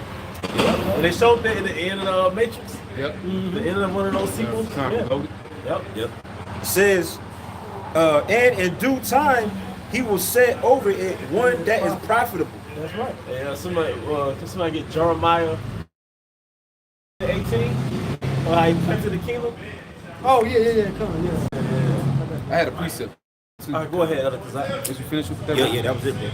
Daniel 4:17. This matter is by the decree of the watchers and the demand by the word of the holy ones, to the intent that the living may know that the Most High ruleth in the kingdom of men. The Most High ruleth in the kingdom of men, man. All right, because this is his theatron, man. This is his system that he set up, man. right. He set up these little kingdoms, man. All right, go ahead. And giveth it to whomsoever he will. And the last person he gave it to was Esau. Hey, we're in the end of the Renaissance period. Get the rebirth. Yeah. All right, now this is the death of the rebirth, man. Yeah. All right, so starting from the late 1300s, early 1400s, it's a part of Italy that it started up in. I can't think of the name, but Esau was resurrected in this part of Italy, right? And this was the transition from Jake being in rulership to Esau starting to slowly come into power, man. Also Constantinople. Yeah. 1453. Byzantine Empire going down. Going down the Black Plague. All right, but basically, that was the beginning. Now this is the end. Now, what does it say in Ecclesiastes? Better is the end of a thing than the beginning, man. All right, so we are in a very beautiful time. It's going to be hard. We are in a very beautiful time, man. And it's amazing because King Solomon saw it. He saw it. We say seeing servants upon horses and princes walking as servants upon the earth. And you know what proves that? What does Jake call Esau? White boy. Wow. Here it is, you can put all that money into the illusion of so-called white supremacy, and Jake knowing they spirit, you a damn servant, man. Servant, Come here, white boy. Right. You know, and we pick cotton for him, we still call him white boy, man. Cause you know in your spirit, Red boy. Yeah, red boy. Yeah, exactly. Yeah, right. But you know in your spirit, Jake called himself king, man. Yep. Yeah. All right, you know. And that showed that we Esau. I mean, even though he came out first, spiritually, we his big brother. Yep. Hey, yeah, so-called black women were trying to say like melanin queen or something. Yeah. You know, but they pushing that vibration. I can't, you know. Melanin goddess, because technically they're not goddesses as far as like rulership, okay? But they're gonna get spiritual bodies like we're gonna get spiritual bodies. Because we're gonna be gods. So our woman's gonna have that power too. Because if we're a prince of the power, you're a princess. So the more appropriate term would be princess. But y'all not in a, they don't know. That's right. You know. That's right. But the point is that the vibration is being pushed because for a long time having melanin was like a curse. Yeah. It was perceived as a curse. Yeah, like the apostles say, like basically we're gonna be the supermen and super women Right. on earth. Yeah. I got something real quick. This is Psalm 75 and 6. Yep. For That's what I was holding too. Oh, yeah. Man, It says for promotion cometh neither from the east nor from the west. nor promotion from is the south. power. Yep.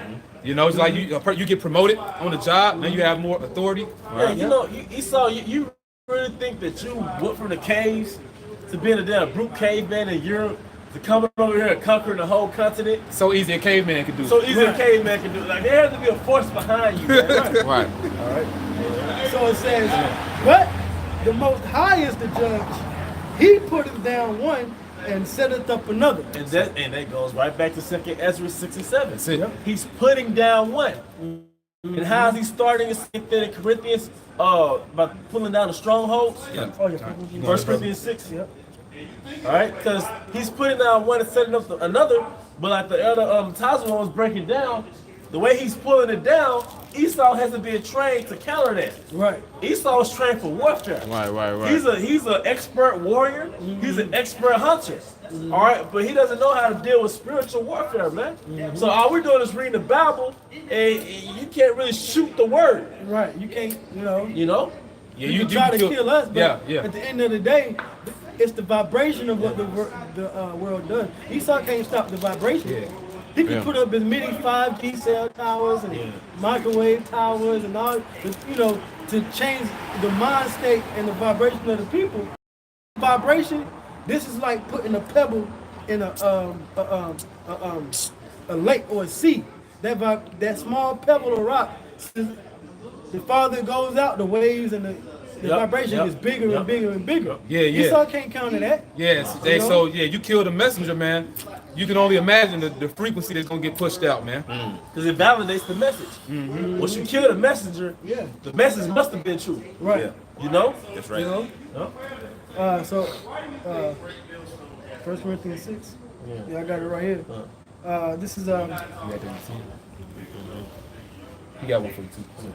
All right, if you're looking for it, you can go ahead. Yeah, cause you Second Corinthians 10 and start at 3. It says, for though we walk in the flesh, we do not war after the flesh. Yeah, we're not no militant Israelite groups, man. And we have no association with those jakes that's going to the gun range filming themselves, man. Yeah, that's a cut on HOI. Yeah, HOI, man, y'all are fools. Pull up, boys. Yeah, the pull up boy. But how many wars have you guys been in, man? How many times have you gone into warfare against Esau? How many guys or anybody, man? Besides the damn gang fight. All right? You don't know, you're in your enemies, you're in your oppressor's power structure, shooting guns on video, talking, basically saying you're capable of defending yourself against Esau, man. And they say sometimes you gotta tap into Esau's blessing. Right. And do what? All right? Was that in the scriptures? Yeah, where's that in the scriptures, man? Exactly, man. All right, now, so go ahead, read that from the top again. 2 Corinthians 10 and 3. For though we walk in the flesh, we do not war after the flesh. Yeah, we don't go after in the flesh, especially your natural instincts as a man, as a human. So yeah, we're in the flesh, we're in these prisons, these chains of darkness, but we don't go after our brute instincts, man. Because when you go into the word flesh, it basically goes into the animalistic nature of man. Yeah. And then if you look at animals, what are they doing? They're fighting. All right, they're going off basic instinct. All right, but we don't go after that basic instinct. We don't do carnality for carnality, man. You know, it's Psalms of Coin. Basically, the Lord, he's kind of bringing us back to our former state. Well, not kind of, but in the spirit, we're being made by that carnality. Carnality ironically makes you weak, man. Being in the spirit makes you strong, man. It's all about your spirit, man. Yep. See, Esau has guns, but he's weak. If you take his gun away, he's done. Yeah. You know? Is there any more to that? Yep. Okay. Verse 4. For the weapons of our warfare are not carnal, but mighty through the Most High to the pulling down of strongholds. Yeah. Pulling down the strongholds, man. We're supposed to start with the elites. We exposed the Illuminati. That's right. Illuminati has part of their power was the fact that nobody knew who was behind the scenes making the move. Darkness was their secrecy is their power. Secrecy was their power, man. That's right. Yeah. All right, but now we see you. Your skirt is pulled, your history is exposed. Yeah. All right, and you're getting old, not to mention. Yeah. You know. That's why they're gonna rush too, man. Cause see, they want to live to see the work of their hands, man. You look at these devils, man. They're in the 80s, 90s. You know, so many of them. Like what was it? Like David Rockefeller had so many heart transplants.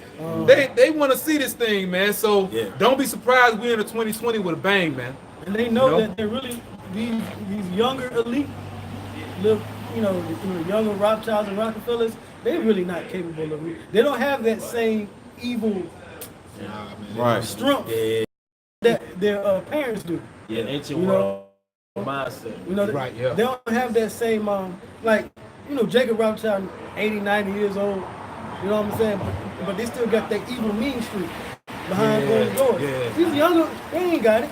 Right. That's why you can hear about them. You can hear about these younger, banking family members, doing stuff. And they don't know how to damn hide. You know what I'm saying? So that they losing that power. Yeah, El Pastor brought that out. Yeah. That devil, he every damn where be in the Yeah. woods and shit. But Yeah. you can like find him. Yeah, you know. Yeah, you know what I'm saying? See what he doing? Yeah. Yeah, but you look at, like I said, They Jacob got the same- Rothschild. You look at his eyes, you can tell he'll exterminate every damn body, man. Man, shit. You know? You can eat your ass if you want to. Did you see the look on Robert Oppenheimer's face after they dropped that second Yeah, bomb? he's the minute. He was like, now I'm deaf. What is it? He read from the Hindu Bible. Yeah, now he- I'm become deaf, the destroyer of worlds. But did you see like the look on his Yeah, face when he said that? it's sinister. Like, He hey, man. was like, yeah, we are, you know what I'm saying, the power now. You can't stop us. That's but see, You can't, yeah, you know. it's like what I am and there is none else beside me. That God complex is really lifted up, you know. Right, these younger generations, they don't have that same God complex. And you have to have a God complex to justify your actions in ruling the world. Because the thing that you're going to have to do to rule the world is going to require you to have a ruling class mentality. Yeah, because God means judge. Because if you're a Christian or if you're a friendly, then you don't deserve rule. You don't want rulership. In order to rule, you got to kill.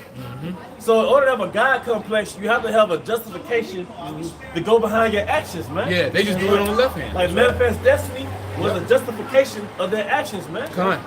Saying that we're inferior, we're not human, you know, that was the justification of their actions, man. Let's say, kill the Indian, save the man. Yeah. Putting Gad in damn boarding schools, man. Right. You know, you gonna pay for that shit, Esau. Yeah, that's right. Yep, that's right. We keep going. A little more. Verse 5, casting down imaginations and every high thing that exalteth itself against the knowledge of the Most High. Hey, their imagination is the new world order. The blueprint, the layout to the new world order, man. That's right. And your mindset, which is contrary to the laws of the Most High. You read the laws of the Most High, it's totally contrary to what you see every day, man. You walking in a mall or a Walmart with some eggs in your hand, and you see a funny looking woman, and your instinct, you're like, man, that's not a woman. It's like, man, that's a nigga, man. But in the scriptures, it tells you that a man is not supposed to have a woman's attire, man. And it also says, a man like mankind, that both of them should be put to death. So why are you spreading a whole movement, keeping them alive, man? Right. Not only keeping them alive, making them, you know, what do you call it? Trying to integrate them into the society. That's right, man. It's a thing of a righteous expression, and it's not. And we're evil for being against it. Right. Yeah, wickedness being normalized, man. Hey man, hey man, we got time for that, man. Right. We're that's why it says what the city that is spiritually Sodom and Egypt, man. All right, and what happened to the first Sodom and Gomorrah, man? What happened to the first Egypt, man? All right, they're showing you what's going to happen to this, man. As a matter of fact, Revelation 11, and you was getting a precept. Yeah, I got a real quick You one want for to you. say something? Well, I was just gonna say, Esau knows the history. He has the examples, but Esau thinks that he can outsmart the Heavenly Father by saying, look, we know what's going to happen, so we're just going to build bigger, build better. So when you come, we'll be able to take you out. That's why he want to make this space for us. And all. He thinks he can stop the Lord from destroying this place. You can't stop it, man. Hey, but that's that one parable though. That man that he had the barn, and he said, "I will build bigger." But you know the Most High about to take his soul. You know, And he said that soul is required of thee this night. this night it was about to happen to Esau, man. Luke 17:28. Likewise, also as it was in the days of Lot, they did eat, they drank, they bought, they sold, they planted, they builded. But the same day that Lot went out of Sodom, it rained fire and brimstone from heaven. Yeah, and that literally happened, man. Because there's something that exists in that land, within that soil, and it's suffering. Yep. And it comes from brimstone, man. All right, showing you that that's evidence that Lot, the cities of Lot, Sodom and Gomorrah, all right, were destroyed by fire and brimstone. But why? Yep. Because the same acts that dominated Sodom and Gomorrah is prevalent here, man. All right, and it's the same thing. The Sodom and Gomorrah was like Memphis, man. It wasn't no village city, man. So it was like Memphis or Atlanta or New Orleans, man. You know, San Francisco. It was a booming economy, man. They show you that same spirit is back through America. Through America, man. I'm gonna finish it for you real quick. Yep. And destroyed them all. Let me read it again. But the same day that Lot went out of Sodom, it rained fire and brimstone from heaven and destroyed them all. Even thus shall it be in the day when the Son of Man is revealed. Oh, that goes back to what I was speaking about earlier. Man. The Lord, these are the signs to let you know the times we are in. The fact that the same thing that's happening now is the same things that they were doing back then in Sodom and Gomorrah. Look, by the time Yahweh Shai shows up, it's gonna be time to. The aggressive, man. These fags are trying to rape you, man. Oh yeah. They're aggressive, man. Like it's not just the fags; they're flaming homosexual, man. Some demons on them. They got super heavy demons on them, man. They're indoctrinating your offspring to accept homosexuality, to make it normal to desire to have a sex change. And if you're against it, you're the evil one, man. Yeah, and that's the thing now. They're spreading it because they started as far as within the school system. They started in California, but now it's the thing where they want to do it nationwide, teaching. It started from kindergarten now. They said from kindergarten to 8th grade, which really, you know, just kindergarten itself, man. These children ain't trying to think about that shit, man. No, but they want to force this LGBTQP education on the youth, man. And those are really like your most important nurturing years. Right, From the right, time you're right. like Yep. 5 and 6 to 12 and 13. Right. Those are the years to where you start to develop your personality. Yeah. You Right. start to develop, you know, a certain level of social relationships. Right. You know what I'm saying? Yeah, social skills, how to communicate. You know, you start developing certain talents and things like that between like 5 and 12, 13. Yep. So from you know, like I said, from kindergarten to 8th grade, 9th grade, that's their key demographic, the audience they want to reach. It's a development year. Yeah, Development you know, year. semantic point development. Yeah. Because by the time you're 15, 16, 17, you pretty much Yeah, by the time you leaving your parents. You're by not the thinking time you about 12, Yeah. by Yeah, 12 or 13, you know, you like, this is what I want to do. You at that point where you making up your own decisions. Right. But right. you got them teaching you from 5 to you 11, getting you influence. Yeah, Like, no, that's a good point. Because now, all right, what does that breed? That breeds contempt. It breeds suicide. Come. It breeds It don't breed no destruction of righteousness. the household. That's right. Yeah, It breeds death. Yeah, but that's But that's what they want. That's the They new want that death. They want you to be in a sorrowful, crazy, bugged out state. Yeah. Because it also says too that everybody don't have these sex changes. Now they want to go back to who they really Yeah, are. they call it like de-transformation now. Yeah. Like D- Yeah, you brought that out online last week. Yeah, they have a documentary. It was like different couples who started out, say, a male, transformed into a female, but realized that that wasn't the way, and went back to being on them, but they would call it a mental illness. Right. So if you're inside your body, because most of them had got, molested or whatever, but if you was inside your body, if you inside your body feel like, oh, I'm supposed to be a girl, Esau enables that mindset. Yeah. Esau, he's an enabler of He it. nurtures that type of mindset But- over yeah. the natural Yeah, orientation. that's what they doing at the school. Yeah. That's the whole point. You know what I mean? And now the thing is, see the New World Order, they want the children, man. Yeah. So they can be fully immersed in the New World Order. Yeah. That's why they want to start young. Yep. And now's the thing where the parents, hey, if they speak against it, they can get arrested. You can go to jail because certain parents, I don't know if it's a thing where their children go to these different hospitals or whatever by themselves, or they got other family members that, they open to the bullshit, Right. but they'll take them up there and they can begin hormone therapy before they turn 7. Yeah, And if we the parents did. say they don't want to do this shit, they Yeah. can get arrested for it. It man. was an article we just did a lesson last night on the article about the father. The mother was down for him taking hormone pills, and the yeah, father the father was, said nah. but he was trying to fight and had to. Yeah, but that in another sense, that's how you know that we don't own shit either. We don't even own our kids. They in captivity, Come. just like us. Yep, that was it in Luke. You want something else? It's okay. Yeah, bro. Oh well, yeah. Hey, that's why the Lord said that this is what was it? 1 Peter 2 I was there earlier.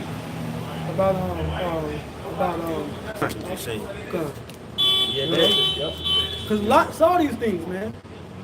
You know, You got it right you here. got it. Come on. 2 Peter chapter 2 and verse 7. Do you want to start at 6? Yeah, come. Yeah. 2 Peter 2 and 6. and turning the cities of Sodom and Gomorrah into ashes, condemned them with an overthrow. Matter of fact, can you read the book? You talk about Lot? No, yeah, Lot is next. Oh, okay. Yeah. Ashes, condemned them with an overthrow, making them an example unto those that after shall live ungodly. That's right. So the fact that you got America promoting this from the time you're a young child, enforcing upon the same thing was happening back in Sodom and Gomorrah and all those other cities, and he destroyed it. He utterly overthrew it by fire. And that was to be an example for those that after should live ungodly. That's an ungodly thing, man. They say he created the wicked for the day of evil. Right. You know, Psalm 17. Yeah, because what's with the ISUPK showing you they ain't deep at all. Because I guess they was like somebody questioned them, asked did God make homosexuals? You know, the Lord created them to destroy them, man. Yeah. You know, he gave them over to that. Mm-hmm. And delivered just Lot, vexed with the filthy conversation of the wicked. That's right. So guess what? If you don't like that lifestyle, if that is under your skin, well, Lot felt the same way. And guess what happened to Lot? He was delivered. That's So right. when it comes down to the deliverance and salvation, which goes into what Ezekiel 9, I was about to go. you know what I'm saying about sign and crime for these literal abominations walking around, you're going to be delivered if you don't like it, man. But they'll tell you, no, you're wrong. No, we're going to send you to jail. No, you can't do nothing about it. This is our world. We make the laws. Okay, you do what we say. We're going to ruin your life. You know, but the Lord says, if you hate that, then you're going to be delivered. Right. This is where you got to make a choice, man. You want to embrace this culture and this society here in America, or you want to see this place destroyed, man. Right. You want to see Babylon fucking burn. And you should, man. Okay? Stop catering these people's emotions, man. That's the problem with our people, man. You cater these fucking crackers, man. These devils is the reason why you're over here in the first place. Okay? But America's so good because you can buy a $5 coffee at Starbucks in the morning and go into the office and brag about your damn vegan diet all damn day. And put your story. You know what I'm saying? Look, man, the Heavenly Father says those people like Lot that are vexed with that conversation that they're having, this talk of homosexual and abominations, those people that say in the spirit, they got delivered, man. And the elect will be delivered. Okay? This place is filthy, man. You know what I'm saying? It's too much. Yeah. You know what I'm saying? The children can't have a real childhood, man, because they're so busy being turned this way and that way. They're being told how to think, man. Right. You know? It's part of this new world order, man. Start with the kids. That's an investment. Big goddamn much. You can't really spend time with your seed like that to go to bring them up and cultivate them the right way. Right. We work more than we be at home. And Esau, you know this shit, man. It's just all about fucking design, man. Yeah, that's why the movie Matrix, Morpheus showed Neo. He said basically the end goal is for you to become this. And he had a battery in his hand. Exactly. Yeah. And that's what we are. We're human batteries. For Esau, for the elites. Yeah, because on most jobs, you just the hands and feet on that motherfucker. Yep. You know, you picking up something or you doing something, you pointing, you ain't doing no shit that you really using your brain for. You know what I mean? You just hands and feet. That's it. That's it. Do this or Yeah. you don't do it. That's it. Go ahead. More on this. Yeah, come on. For that righteous man dwelling among them. For that righteous man, we are the righteous men, okay? In the place of Lot right here. This is why he's bringing this out. We're righteous because we hate homosexuality. We're righteous because we hate the state of captivity our people are in. We are righteous because we condemn this place, man. And if you don't feel the way we feel, you're unrighteous. That's right. Okay, you're ungodly. All right? That righteous man, go ahead, Doc. For that righteous man dwelling among them in seeing and hearing vexed his righteous soul from day to day with their unlawful deeds. That's right. We are vexed day to day with this madness, man. Salvation. Deliverance. Okay? You don't conform to this world. Scripture says conform ye not to this world, man. Because guess what? Us being the prophets, we see what this world is going to. Say, falling out of multitude to do evil. That's right. Falling out of multitude to do evil. Okay? All right? It say I cut yours. Say why trimmers die out ways to seek love? Yeah. Because Jada compromised their integrity and what they stand for, just to be joint hand with these damn devils, man. Right. For a couple $1,000, couple $100,000. For a couple shekels. You know what I'm saying? And then at the end of the day, this whole world economy is going to collapse anyway. Okay. The IMF said that this world economy is already worse than it was in 2008. Crypto revolutionaries. Yeah. Okay. It's still going to end because the value of your Bitcoin and cryptocurrency is still based off the U.S. dollar's value. You still have to trade against that value. So when there is nothing to base the value off of, then what's the value of it? Zero. You know? Yep. Then this whole world gonna fail, man. The inflation rate is what, 3% a year? This country? Probably higher than that. Really? Yeah, probably higher than that. It's only a matter of time before it crashes, man. So why invest in this society, man? It's spiritually, financially, dead. Yeah. Morally. Yep. Hey, we're in that decadent period, man. Like you spoke about the Renaissance earlier, that was the birth. Now we're in the point of decay where it's dying, man. And like it says in Timothy, she that liveth their pleasure is dead while she liveth. Yeah. But they can spiritually go into Babylon, man. Because Babylon is what? Thou that dwelleth in pleasures, man. Yeah. All right? And decadent goes back to decay. It's a dying. When a society is full of indulgence, that's a sign that society is dying. Like the first Roman Empire, when they became engulfed in sexual indulgence, all right, that was the decline of the Roman Empire, man. Yeah. Well, that's in the Apocrypha where it says overmuch surfeiting leads to cholera and disease and sickness, and you eventually die. So the overindulgence is eventually, it's basically like you're becoming obese, and then you're going to die from a damn heart attack. Yeah. Right. Yeah. You know, spiritually, financially, emotionally, as a country, because a country is embodied as a woman. It's embodied as a human. So a country can take on a personality of an actual human. Spirit. It's a spirit. Spirit, yep. So if you going back to that scripture you just quoted about surfeiting leads to choler, which is basically a form of sickness. All right, this society is sick through wickedness, man. Through surfeiting, man. All right, dwelling in abundance, man. You eat. This is the only society in the world you go out to eat and then discard the stuff you don't eat. You just trash it. There's homeless people walking by. You know, right. You just have, it's plenteous, man. You know. Go ahead, brother. Yeah, I don't have anything else. I was holding something earlier. Hey, so we can go to let's go to Revelation 18. Go back to Revelation 18. Because America is in its decadence and its glory and all of that it has is going to be destroyed. Go ahead. It's Isaiah 24 and 5. The earth is also defiled under the inhabitants thereof, because they have transgressed the laws, changed the ordinance, broken the everlasting covenant. Right, and that's why we're vexed. Because this society does not uphold the righteous laws of the Bible. Okay, we talked about how homosexuality and transgenderism is unrighteous. Okay, but the same thing goes with how the earth is kept up. Okay, the Amazon is fucking on fire, man. You know? They call it the lungs of the earth. The lungs of the earth. Yeah, that's right. It's on fire. But that's supposed to, not only is that the most diverse region for the different species of trees and animals, okay? Right. But it has great benefit. You got gold, silver. Right. You know, the trees provide oxygen. And Esau's burning it, man. Yeah. Not filled through one nation of people alone, man. And it's you damn crackers, man. Ain't nobody in history coming to power and do some shit like that. Right. Except for you. Right. You threw everything off balance, man. Even when you came here to the shores of America, y'all brought cousin Quan.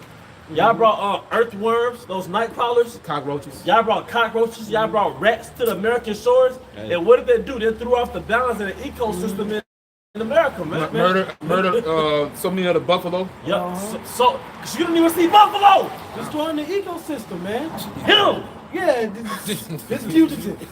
That's great. Back up, you running. That's spirit, man. Man, the fact that Esau exists throws off the pH balance of the Yeah. environment, man. Yeah, it's You know? Esau off the chain, man. Literally. Like, You know? yeah, literally. Literally off the chain to me. Off the chain, right. Yep. Yeah, because it was said that the dragon should be loose. Yeah, for a the little serpent, season. yeah, the serpent should be Yep. loose for a little. And This he's is it off right the here. chain, goddammit. Yep. All right. Who's on the Revelations? I got 18. Okay, They go got ahead. 18. Yeah, just read about the destruction of America. Okay, I just read at the top then. All right. Revelation chapter 18, verse 1. And after these things, I saw another angel come down from heaven, having great power, and the earth was lightened with his glory. And he cried mightily with a strong voice, saying, Babylon the Great is fallen, and has become the habitation of devils. That's right, and that's the destruction of America. Yep. Okay, because America's Babylon is falling. And Esau knows what it is. You make movies, Babylon AD, Olympus has fallen. Yep. You know, you put it in code. You know what this place is, man. They said the Planet of the Apes, the Statue of Liberty on the ground. You know, they represent Babylon, man. That's right. Yeah. Hey, if I could say, even too, at the end of the movie Planet of the Apes, you saw they had the scene where the American flag fell. At the end of the movie when that avalanche was coming, right before right before Woody Harrelson got killed, you know, you saw the American flag, you know, it fell, man. You know, that happened in real life.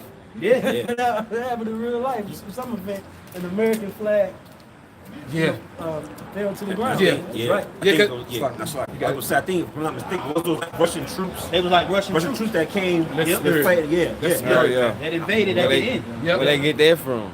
Right. They represent you losing your power, man. That's it. That's why in the ancient world you had standard bearers, men that would hold that flag up. Right. That was their job. That was the actual job. Yep. That standard is falling to the ground. You not here no more, man. Yeah, you got the guy Charles Heston. No, not Charles Heston. Charles Hanson. Charles Manson. The guy Killer. that had the women in the coat. Yeah. Charles Manson. Oh yeah, Charles Manson. He had a vision. He listened to the song The Beatles and he read the Bible and came to a realization so-called black man was gonna take over the world, man. Just to listen to the Beatles and the Bible. And the thing was that in his mind, he was like, okay, well, the so-called black man take over, we're gonna be underground since we're more intelligent than them, we're gonna take them back over. But he basically, in a nutshell, had a vision, or he had a thought process that we were gonna take over, man. We were reading the Bible. Yeah. So if you watch the end of the movie Planet of the Apes, I say the one from 2011, was it 2001? I think it's 2001. Well, Mark Wahlberg? Yeah, that's 2000. 2001. 2001. At the end of it, he was in like a parallel universe where the apes was in police uniform. Yeah, when he came back to Earth. Oh yeah. Because it's really like symbolically, we were in power now. You're in our world now, man. Yeah, it's inevitable, Esau. You know? That's why they call us monkeys. That's why they call us monkeys, man. Right. We can finish that out. Real Come quick.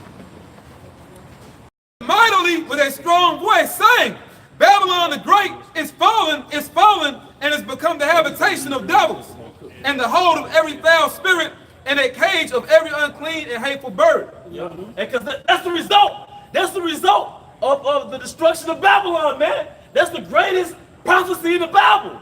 And read this the first start from the top again. Look at that Jeremiah 50, how it's going to be like a desert. Revelation 18:1. And after these things, I saw another angel come down from heaven, having great power, and the earth was lightened with his glory. And he cried mightily with a strong voice, Babylon the Great is fallen, and has become the habitation of devils. This is Revelation, Isaiah, Jeremiah, the greatest prophecy about mystery Babylon the Great. It's the end result of it, man. Yeah. One of the most potent prophecies that you can read in the Bible is the end result of this place. That's it. Right. And every you can watch so many documentaries about the story of us, the story of America, the pioneers of America, the Roaring 20s. How the states got their borders. Yeah, the states got their borders, man. All right. All right. And the Industrial Revolution. Right. All right. Until that same place, man. Yeah. And well, you quoted earlier, better is the end of a thing than the beginning. And the end of it is a damn desert, man. That's right. That's why the end of the movie, Planet of the Apes, Shaw 1. The end of the movie, Planet of the Apes, he was in a damn desert. And the only thing you saw was the residue, the hand of the Statue of Liberty, man. All right? Because they know, man. All right, go ahead. All right. It's a lot, bro. You got it. No, you good. I'm gonna bring it out. All right. Verse 8.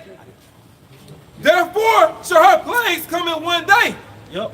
Death and mourning and famine. Because that ultimate plague is storm due to destruction. Going back to Zechariah 14:12, man. How the effects of the plague on the human flesh. Going back to that movie Terminator, Sarah Connor, and that nuclear missile hit. Terminator 3. Terminator 3. Missiles destroying the earth. And she's on the damn gate. Yep. She's on the damn gate, man. Her skin is melted. It's a wave of fire. It's a wave of fire, man. It's like, yep. The knowing. Yeah. Hell yeah, man. They know, man. They know. Right. That's part of the matrix. The matrix is that veil over your eyes, so you don't know, man. That's why the elite don't live here. Yeah. You know, when the scriptures tell you in Psalms, was that Psalms 149 that we're gonna bind their kings with chains and fetters of iron, we ain't gonna get them from America. We gonna go grab them from other various parts of the world. That's right. Because they know that Bible prophecy is against America. That's right. You know, hey, I'm gonna be honest with you, man. These elites know they can't fight these prophecies, man. Oh yeah. So the only prophecy they really gonna try to push against is that chip. You know, they like, we're gonna try to get that established because they understand that that's their only hope. Every other prophecy, them niggas with it. Because they know they can't do nothing against it, man. Yeah. And then they got these evil spirits that tell them like, oh, you gotta go, America gotta be destroyed. Yeah. So that's why they pushing that. Yeah, that's what also why they got their hands pretty much get it here. We got Russia, we got China, so they think they can ascend from the ashes and have some power, but nah, man, we gonna snatch your ass up. Yeah, because when you look at it, you gotta understand the elites work behind the scenes of all these different governments, man. So when you see, all right, the way to think of the mind frame of the elites is by looking at what these different nations are doing, because all of them are in cahoots with the elites. Don't think Russia rebellion against the elites. Don't think that the EU nations rebellion against the elites. They all in cahoots. But see what the elites are doing, they stopping investing in America and they moving their money towards the east, man. How you think Russia has the money to develop all that nuclear capability, man? That's straight come from the elites, man. That's right. All right. So when you go to World War I and II, all right, the elites had the power to turn the nation to a superpower through their finances, man. Because their military caused finances, and the elites is the only families on earth that can finance a war out their pocket, man. That's right. You see? So when you see the Russians and China's coming up with all this nuclear capability, that's because the elites are behind it. They know America is through. All right, they taking their investments out of America, moving to the east. Like they're saying, like there's an actual quote by one of the elitists, and the quote goes, "He who controls food can control countries.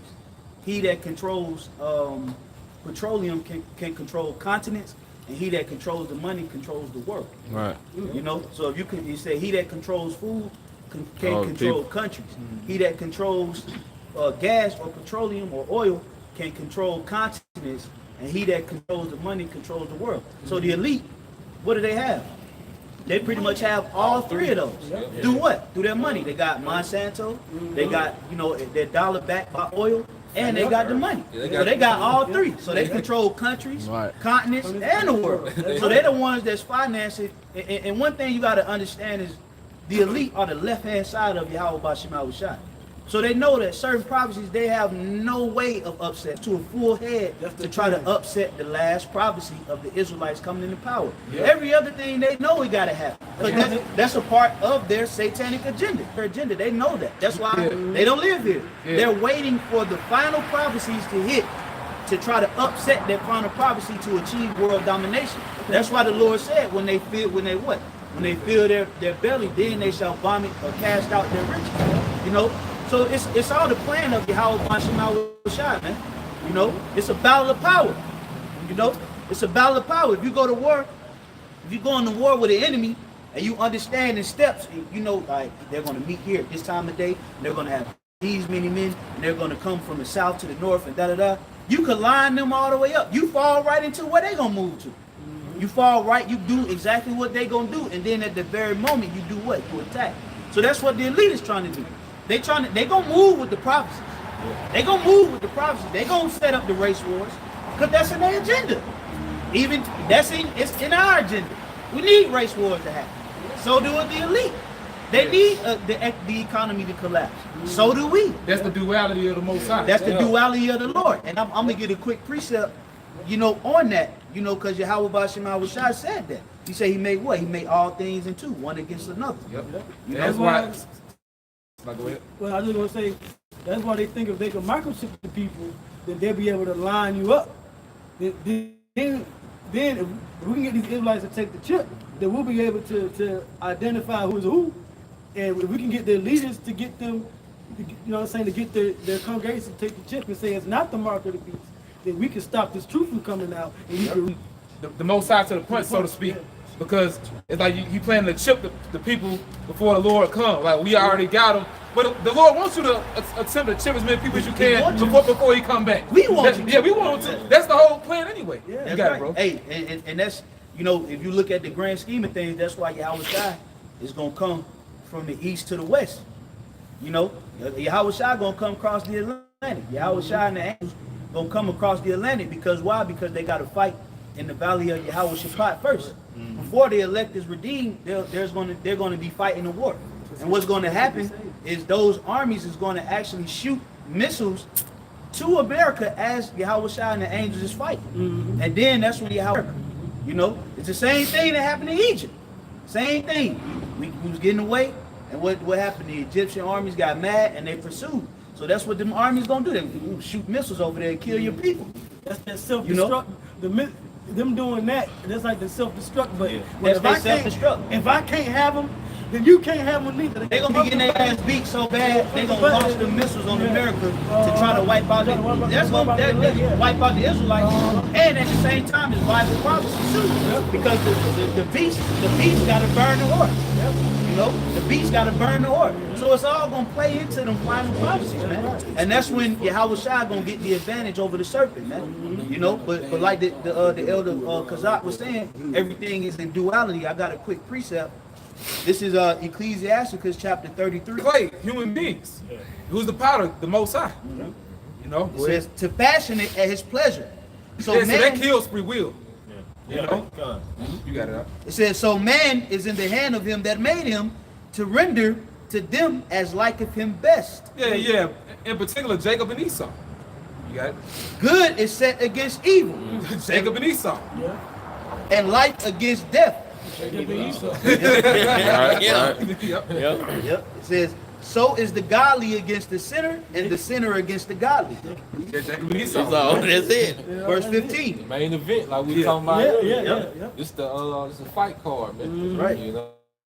Yep. Because we giving Esau the most resistance, man. Right, that's true. Out of everything where the Lord sent the apostles last, when you think about all those different movements, like I was speaking about, it was all physical. It was on a physical level. This is spiritual level, which is why Esau can't handle it. And going back to that movie, The Knowing, when you go to the term knowing, basically Esau, when you study that movie, man, he's really making fun of us. You know what I'm saying? Because the knowing is going into a seer, but he made it seem like it's the left hand. That when that term, they depicted the angels, the Edomites wearing black. When it's the exact opposite. The angels have melanin and they wear white, man. And dealing with, the boy and the girl, it's really the prophets, man. Ain't no damn Edomite children, right? But we say, yeah, little Jessica and shit, man. But we got the vision, we see, just like they see. You know what I'm saying? But see, we got the full plan though. Yeah, we know what they know. Hey, that's real spill, man. Because you got Esau, they reverence their wisdom as what? The all-seeing eye. But what are we? Omnipotent. He's all powerful, and he's everywhere at one time. But they also have what? The all-seeing eye. Which is what? Which is basically Satan. Satan got a heavy portion of the plan of the Lord, man. He got a heavy portion. That's why he's able to perform the Lord's will on the left-hand side, because he knows the will of the Lord. But Satan sounds strange, don't take it the wrong way. But Satan really is on our side. He really won't be elect. That's why he can't touch us. He can only try us. He's here to prove us worthy to the Lord. That's it. You know, that's why Satan is set up. He was set up. He wasn't set up to destroy Job. He was set up to prove him as a worthy servant to the Lord. Right. It really, like, because Elder Yashwamba made a point, and there's like a lot of brothers may have. God, this is my last point. About to sum it up. He had made a point on how pretty much when something happens to brothers, it really ain't Satan hitting you, man. It's the Most High hitting you. Right. You know what I'm saying? But he's using Satan because brother, I'll be like, man, F Satan, man, or man, that was Satan. It really is the Most High hitting you, where you weak at, but he's using Satan. That's it. And Satan has to actually get confirmation to do certain things. Right. Well, you got to go before the Lord. Can I try your servant? Yeah. You know, and then after he try you, he goes back before the Lord and give your ass a good report. Yeah, he didn't set up to try to prove us worthy. So that's why the scriptures say. That's why I say, let no man say that he is tempted of the Lord. Because the Lord sends Satan to tempt you to approve you as a worthy servant. And Satan literally goes back before the Lord and he won't give you a bad nigga, nigga. No, he go back and like, hey, I couldn't get him. I couldn't get him. He gonna tell the truth. He works in your advantage because everything works for the purpose of the elect. Everything, even if it's against you, is for you. Yep. Adversity is one of the best things a man can face in his life. Adversity is one of the best teachers. And that's Satan. Because you're gonna eventually tap in. If you're in the spirit, you're gonna eventually figure out what it is you're doing wrong. Yep. First you're gonna be like, no, catch the hell, it's demons. Then you're gonna look at your own self. Or somebody might bring it to your attention, man. It's some of your character that's causing this suffering, man. Yep. And 15. So look upon all the works of the Most High. And there are two. You know, the Lord deals with duality, one against another. You can't have hot without cold. You know, they both complement each other because without it, what would they be? Yeah. You know, you can't have a right without a. You know, it'd just be the common way. And that's a false balance. That's a false balance. That's why relationships of men and women don't work. Because there's no polarity. Yeah. There's no this is man, this is woman. The woman is in the spirit of a man, so you out of whack. So that's just another example of it. Yep. Yeah, y'all should know how you can go into how the elites, they control the money supply. So this from a devil named Heinrich Heine. And he says, money is the god of our time and Rothschild is his prophet. So at the end of the day, because at the end of the day, the elites play both sides of the war. And whoever loses the war is the side that the elites stop financing, man. All right? Because those troops got to eat every day. They got to have new ammunition. All right? Those tanks, those helicopters and jets, they require oil and different resources, man. So whoever the elites cut off, that's who's going to lose the war, man. You know? And that's how it's been going. That's why, you know, the scriptures say the pride of thy heart have deceived thee. Because he has this much power, man. All right, while people going crazy over, you know, who gonna win the war, they can just wake up one day and be like, all right, stop financing this country. And then the country gonna start losing, man. So the elites have a immense amount of pride, man. And that's what Yahweh Shai is coming to break down the pride of these elites, man. Yeah, they're the mob family. Basically. You watch that John Wick series. Got Winston. Which was the first John Wick? It was the first or the second one. He made everybody stop in the park. That's the type of power the elite got, man. To an extent. You know, dealing with the wars. You know, because what you say? Part two? Because they're the financial equivalent of gods, man. You know? Okay, this is Isaiah 13. Isaiah 13 and 19. It says, in battle excellency shall be as when the Most High overthrew Sodom and Gomorrah. And that goes into Job, the 2nd chapter. Like before us of the Garden of Eden, then afterwards it was like a desolate wilderness, man. And that's poetry. That's poetry in itself, man. Because the Garden of Eden was paradise. And the glory of Babylon in the 50s, 60s, glory 20s. That's where we get the book, The Great Gatsby. That took place in the 20s, man. The beauty of America. With all Edomites like millionaires rolling up cigars with $100 bill wraps, man. Golden age. Golden age, man. All right, but guess Wall Street. Wall Street, man.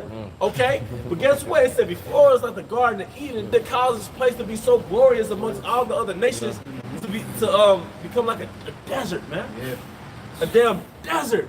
Desert. All right. You know way around it. And then we'll say, and this destruction mainly gonna hit Babylon, but we know it's gonna hit all other countries too. Yeah. If you look at China, man, China's like the new America now, like the way it look. You know what I'm saying? Technologically, because everything is new. That's why you know? scripture tell you, woe unto thee, Asia, being a partaker in the hope of Babylon. That's really China, Hong Kong. These some of the closest cities that mimic America. Tokyo. Yeah. Beijing. Yeah, it just said Asia, but that's a whole continent of different nations that's trying to oppose America right now. So they both, they gotta go. You know what I'm saying? All these so-called superpower nations. They all mimic one country. Yep. Why don't they mimic other Eastern countries? This is one country they all mimic. All the women are career women. You know what I'm saying? Gonna be the new whore on the planet. Yeah, the new whore, man. America's the new whore that like she's the little Cardi B of the earth. Yeah, yeah. You know what I'm saying? Everybody desire her, look at her, look good. Be like, damn, man, I bet I'm gonna like good. You know what I'm saying? But then when you finally get into it, you like, man, this mother stink. It ain't hit how I wanted it to hit. You piss the fire the next day. Yeah, you like, man, I should. The next morning you think, man, I shouldn't have never got to hit that thing. And that's like America. That's how we feel. Like, man, never celebrated none of these. You know what I'm saying? Yeah. So then you hey, that's why the Lord say what if that land was greatly polluted, you know, should a man take that woman back? Hey, but the Lord pulled us out of this filth, man. And refined us. Hey, the Lord could have just said, you know what? Hey, and that it's a law in the it's a scripture in the law that tells you about what? About the law of reconciliation. You know, if you put away a woman, the law of reconciliation, you can bring a woman back. You know, so that's what the Lord did. You know, with Israel. Because why? Because we cried out. You know, he saw this world, Babylon was trying to rape us, trying to take our spirit, and we was that virgin crying out, hey, Lord, we belong to you. These motherfuckers trying to, they're trying to force me to go to church.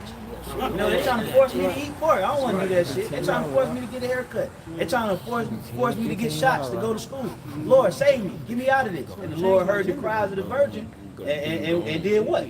Came and poured, and for him doing that, the person that tried to take us it has committed a criminal act according to the law. Now they got to be what's supposed to happen to an adulterer? They're supposed to be stoned, man. Yeah, you got like a little 14-year-old girl. She's green shirt, no nothing. She got that old ass nigga trying to holler at her. You know that old Jake, cause he knows she green. Yeah. Right. So what happens, man? The dad might come out and whoop his ass. But the thing is, the goal is to keep her pure. The goal is to keep her pure, man. So we're like that little virgin, man. All right, but the Lord is about to deliver us from this horde trying to turn us out, man. Cause that's the whole thing, is turn us out. Turn us back over to these Grecians, to these Romans, man. We're saying Babylon belonged the slaves and souls of men. You know, so like one time Esau had the elect, but you can't deceive the elect. The Lord had it set up where he was going to take us out of it, man. And if I can make a quick point, back during the ancient times, especially in England, during like the 9th, 10th centuries, where you had the Saxons versus the Danes, the pagans versus the Christians. One thing that would happen during their wars is certain countries would invade other countries, and they would go for the daughter of the king. So if they would have seized the daughter of the king, one thing they would do to humiliate the king is they would whore his daughter out. So they would just pretty much they would strip her naked. First they would strip her naked and have everybody see her shame. They'll walk her through, they'll shame her, and then they'll hit, and then they'll pass it. They'll just pass her around to shame the king. So that's an act of war. You gotta think about your pure daughter that you raised, came out of your loins, being whored by an enemy nation. That's what's happening. That's what Esau did. That's literally what Esau did to the whole planet Earth. It put us on blast, bro. This nigga put us on blast, bro. And it ain't stopped. Cause I've been recently watching Martin at the House. The bullshit comedy. But when you go back and watch it, cause we grew up watching it. When you watch it again, this nigga played every stereotypical Jake you can name, bro. So they pretty much showing Esau showing the world this is the American Negro on every level. Hey, look at Bill Cosby versus what's the name? Robert Kraft. You know, from the Patriots. Or look at the Bill Cosby or R. Kelly versus Weinstein. Harvey Weinstein. They don't tarnish their images, man. Right. They don't destroy their images. But yet and still they plastered our people all over the news and give them a bad name, and they uncover our shame. Right. You know, and that's an act of war, man. When you take a possession of a king, because scriptures tell you that what Israel is, we known as the daughter, you know, the daughters, you know, of the Lord, or the bride, the virgins. And if you take that as a possession from a king and you slut her out, you know, you introduce her to all different kinds of philosophies and ways of life. You know, you got all these different barbaric villagers just smashing the daughter of the king. Yeah. This nigga ain't even on no level to even get the daughter, and he putting Rod all in the daughter of the king. That's going to enrage the king, and he's going to initiate war, man. Hey, that goes back to the book of Judges, where the Benjamin had that concubine and ran off. Yep. And then when he went and found his concubine, they had already ran trains on her, raped her so bad. Then her body was dismembered, and her 12 parts was cast into the sea. So that was spiritual for the nation of Israel, man. All right, but now, although you know that we spiritually died and we were spiritually raped, now we're being reconciled, like the brothers talking about, the others talking about. We're being reconciled back to the Most High, man. All right, because we tired of this shit, man. Yeah. That's why the scriptures say that the souls of the just, man, you tired of this shit, man. You tired of it, man. You tired of being held captive in this shit, man. You know, some days you be wanting to go back with the Lord, but you're gonna wake up. You can't not wake up. You can't just go to sleep and be like, I ain't never waking up again. Your ass gonna get up. You know, you subject to that damn clock, boy. Yeah, man. Let's start messing with you, man. Yeah. When you gotta get up every day at a certain time, man. Because we're literally locked away. And these chains of darkness. Yeah, we'll attain freedom when we are joined with Yahweh Shai. We'll be able to transfigure. We won't be held captive to this shit. That's right. You know, our flesh will be under our spirit. If our spirit want to transfigure, we'll do it. The flesh ain't gonna have nothing to say to you if you like, I want to transfigure. Right. That means your spirit now is over your flesh, and that's what we want, man. Yeah. This shit hurt. The flesh fucking hurt, man. You know, headaches, backaches, stomach aches, you know, toothaches, you know. It hurt. It hurt being a prisoner of the fucking flesh, man. You know, you subject to being, you know, taken out by a fucking bullet, a car crash. The flesh fucking hurts. We tired of hurting. You know, that's why we need Yahweh Shai to come back, man. That's right. You know? That's right. Come on, this is Isaiah 13:20. It says, it shall never be inhabited, neither shall it be dwelt in from generation to generation. I can make a quick point. Instead of Chaldees' excellency, that's that witchcraft, man. You mastered it, Esau. And not only did you master it, you got the internet on top of it, man. So now we see it fully pushed. You have global influence, man. You know? So, but all praise to Yahweh Shem Shai. Going back to that duality, you see the reverse effect, man. You got us. All right? So we using it for the right hand. It's too late, Esau. You know? Yeah, because I was dreaming last night that my main page had got deleted or whatever. I was like, and shit felt real, but I had woke up, which all our pages gonna get deleted any damn way. Yeah. But I woke up and the elder brother Baal from Chicago, his page is gone, man. But he got a new page. Yeah. But like showing you like Esau, he working. You know what I'm saying? Going back to something that Elder Zahab said, if he's doing this, why is he doing it? Why? You just gotta question that, man. You know, you brothers watching. Why is he getting rid of these channels? It's the truth, man. You know, and then a lot of you Jakes, y'all fucking being lazy. When you gonna do something, man? That's right. You know, if spirit cursing you out, hey, do something about it, man. You know, if the shoe fit, if it apply to you, you know, fix it, man. Take the damn shoe off, put another shoe on, man. Right. Go out and teach. That's right. You know, in particular, hey, you Jakes, man, you dislike the order that came out. Start your own camp. You know. Hey, pray to Yahweh Shem Shai that you do what you gotta do, man. Because can't no man save you, man. Hey, we got liberty. Yeah. You know, hey, it was a point in time we couldn't do this. Now that Yahweh Shai gave us liberty in these final stages to get right, man. That's why I say times and the dividing the times we was under the serpent. But we, you know, the Lord gave us liberty at the end, man. So get your ass out here, man. It was a point in time we couldn't do this. Hey, I'm happy we in these times, man. We can easily still be in fucking slavery, man. Yeah. Would you rather be living in now or be in fucking 1930 or 1830? I'd rather be living now, because we got liberty, man. You know, we coming up in the spirit, man, like the elder saying, man. Yeah. You know, you gotta, hey, that's why the scripture say, use not your liberty as an occasion to the flesh. Yeah. When the Lord kind of released that heavy pressure that Esau had on his Jake, went in the fucking downward spiral. Yeah, got worse. He got fucking worse. After the civil rights movement, Jake got fucking worse. And that was when the Lord kind of took that pressure off us, man. You know, you can get job and work, and Jake out here being a straight total asshole, man. Yeah, fully assimilated. Yep. But I'm gonna say, but that's the same time the Lord gave us this truth too. Yep. Right. Yep. You know what I'm saying? So hey, you know, where you know, as soon as Esau thought he had us integrated into society, the Lord already planted the seed of the truth out there. And look where we at now. Yep. America's about to be, we finish the scripture now. Isaiah 13 and 20. Neither shall the Arabians pitch tent there, neither shall the shepherds make their fold there, but wild beasts of the desert shall lie there, and their houses shall be full of doleful creatures, and owls shall dwell there, and satyrs shall dance there. Yeah, it's like a if this is the correct way to put it, it's a macrocosm of like Sodom and Gomorrah. Yep. Because Sodom and Gomorrah wasn't rebuilt. Mm-hmm. So you can still go back and see like that you can prove in the elements that this was once inhabited, but it was never rebuilt. Same thing with Babylon. Babylon is like a great version of Sodom and Gomorrah, man.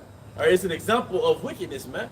All right, and it's judgment for what you did to the 12 tribes of Israel. That's right. That's right. It says, and the wild beasts of the island shall cry in their desolate houses, and dragons in their pleasant palaces, and her time is near to come, coming soon, man. Oh, that's right. You know? That's right. I mean, Esau can try to delete pages, and he can send this out, this person out, and look, man, the Lord said that your time is not going to be prolonged.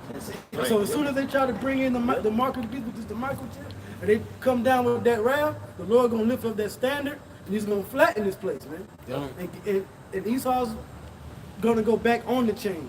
That's right. That's right. You know? But with that, you know, we hope that this was edifying to the whole thing by saying all praises, all glory, and all honors unto Yahweh Bashem. Double honor to our apostles and elders, and shalom to the hope of the way. Shalom. Let's do that again. Yeah.